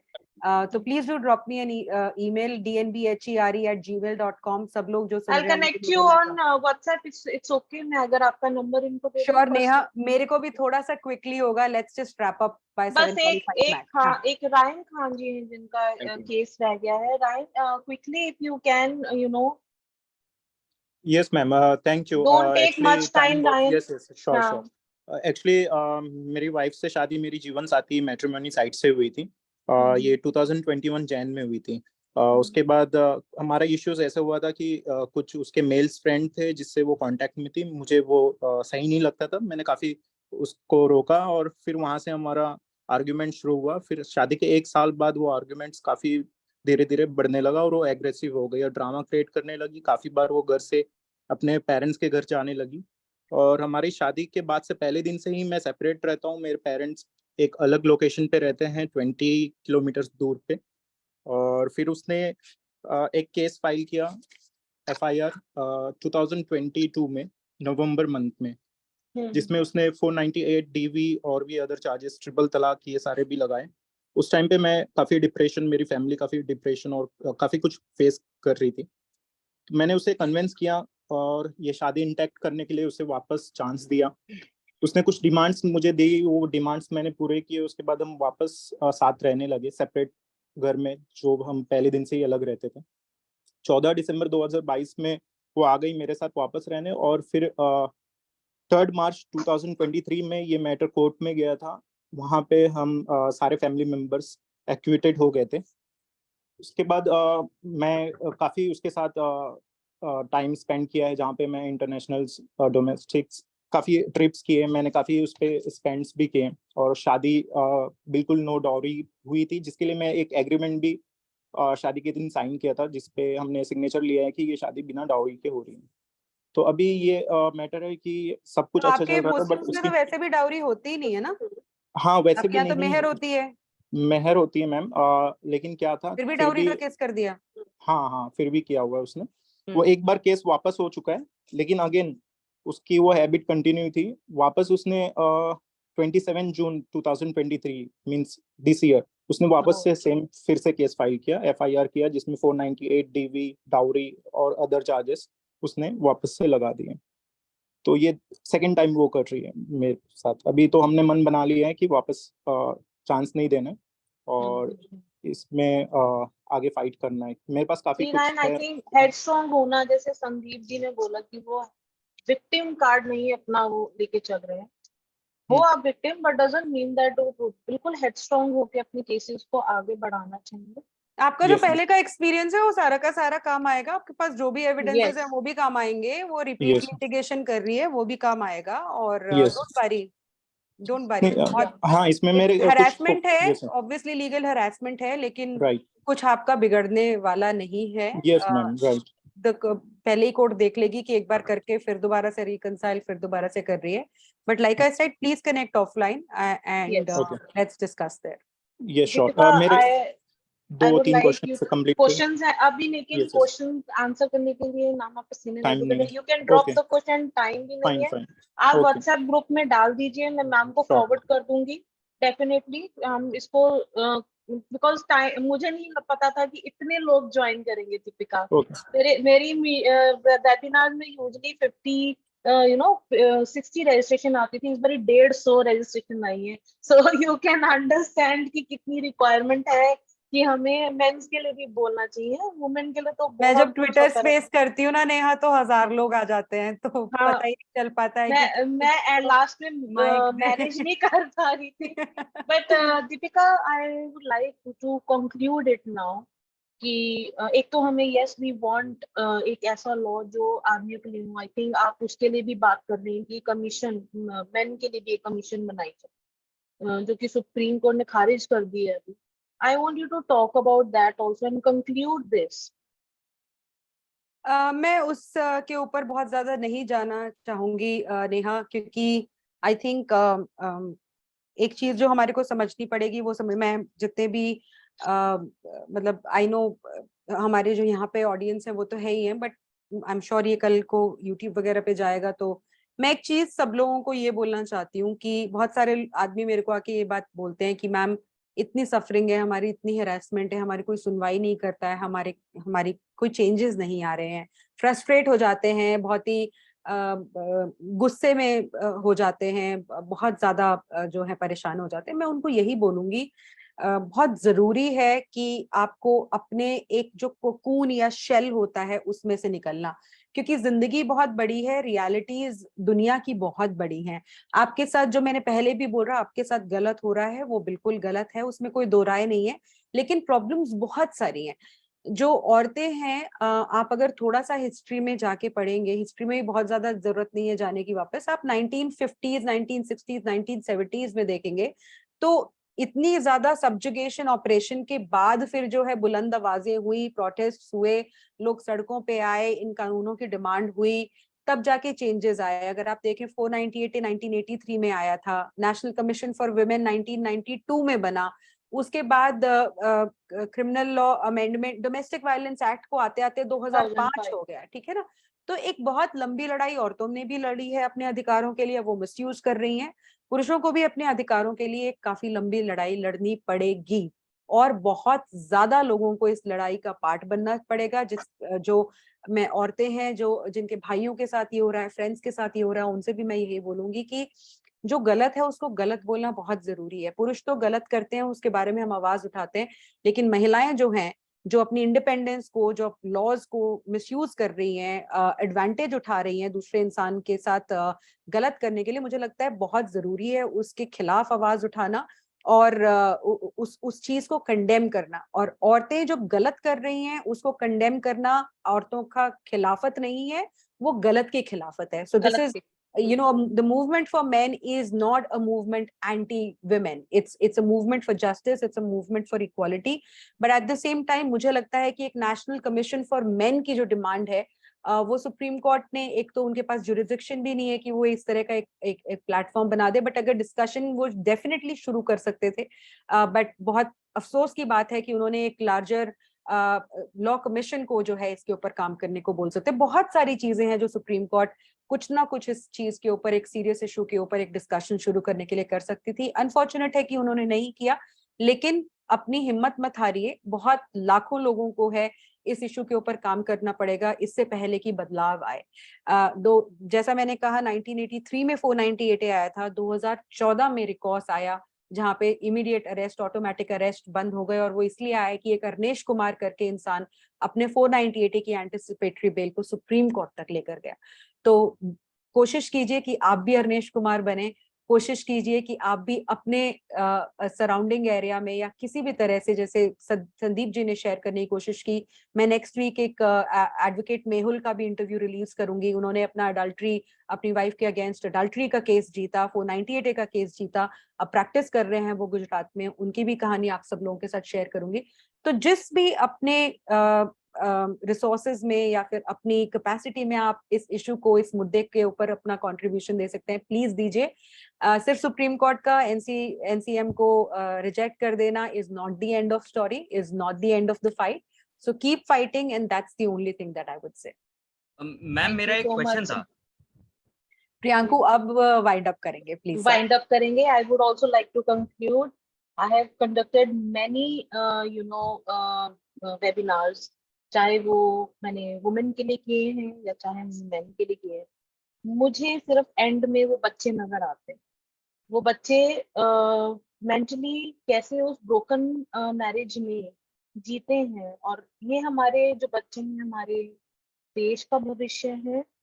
और मुझे लगता है कि भी कोर्ट को, जो हमारे जुडिशियल सिस्टम है, उसको इस तरफ भी ध्यान देना चाहिए कि जो बच्चे ब्रोकन फैमिली से निकल के आते हैं उनके लिए को पेरेंटिंग का एक स्ट्रॉन्ग, जैसे कि दीपिका ने बताया कि बाहर की कंट्रीज में कैसे होता है, हमें वैसे ही कुछ चीजें फॉलो करनी चाहिए. ये अमेंडमेंट होना बहुत जरूरी है कि को पेरेंटिंग में अगर एक पेरेंट फेल कर रहा है तो कैसे कस्टडी चेंज की जा सकती है. So thank you everyone. I hope you all have learned a lot from this webinar. मैंने तो बहुत कुछ सीखा है. Thank you Deepika, Nutan ma'am, Henny Abhi, and Himanshi has also left. Thank you Yashika, Prabnoor, and Adarsh, who were the coordinators of this webinar. Thank you everyone for joining. आपके जो भी queries होंगे, recording इस webinar की I will share the link with you all. और मैं कोशिश करूंगी इसको YouTube पे भी डालने की.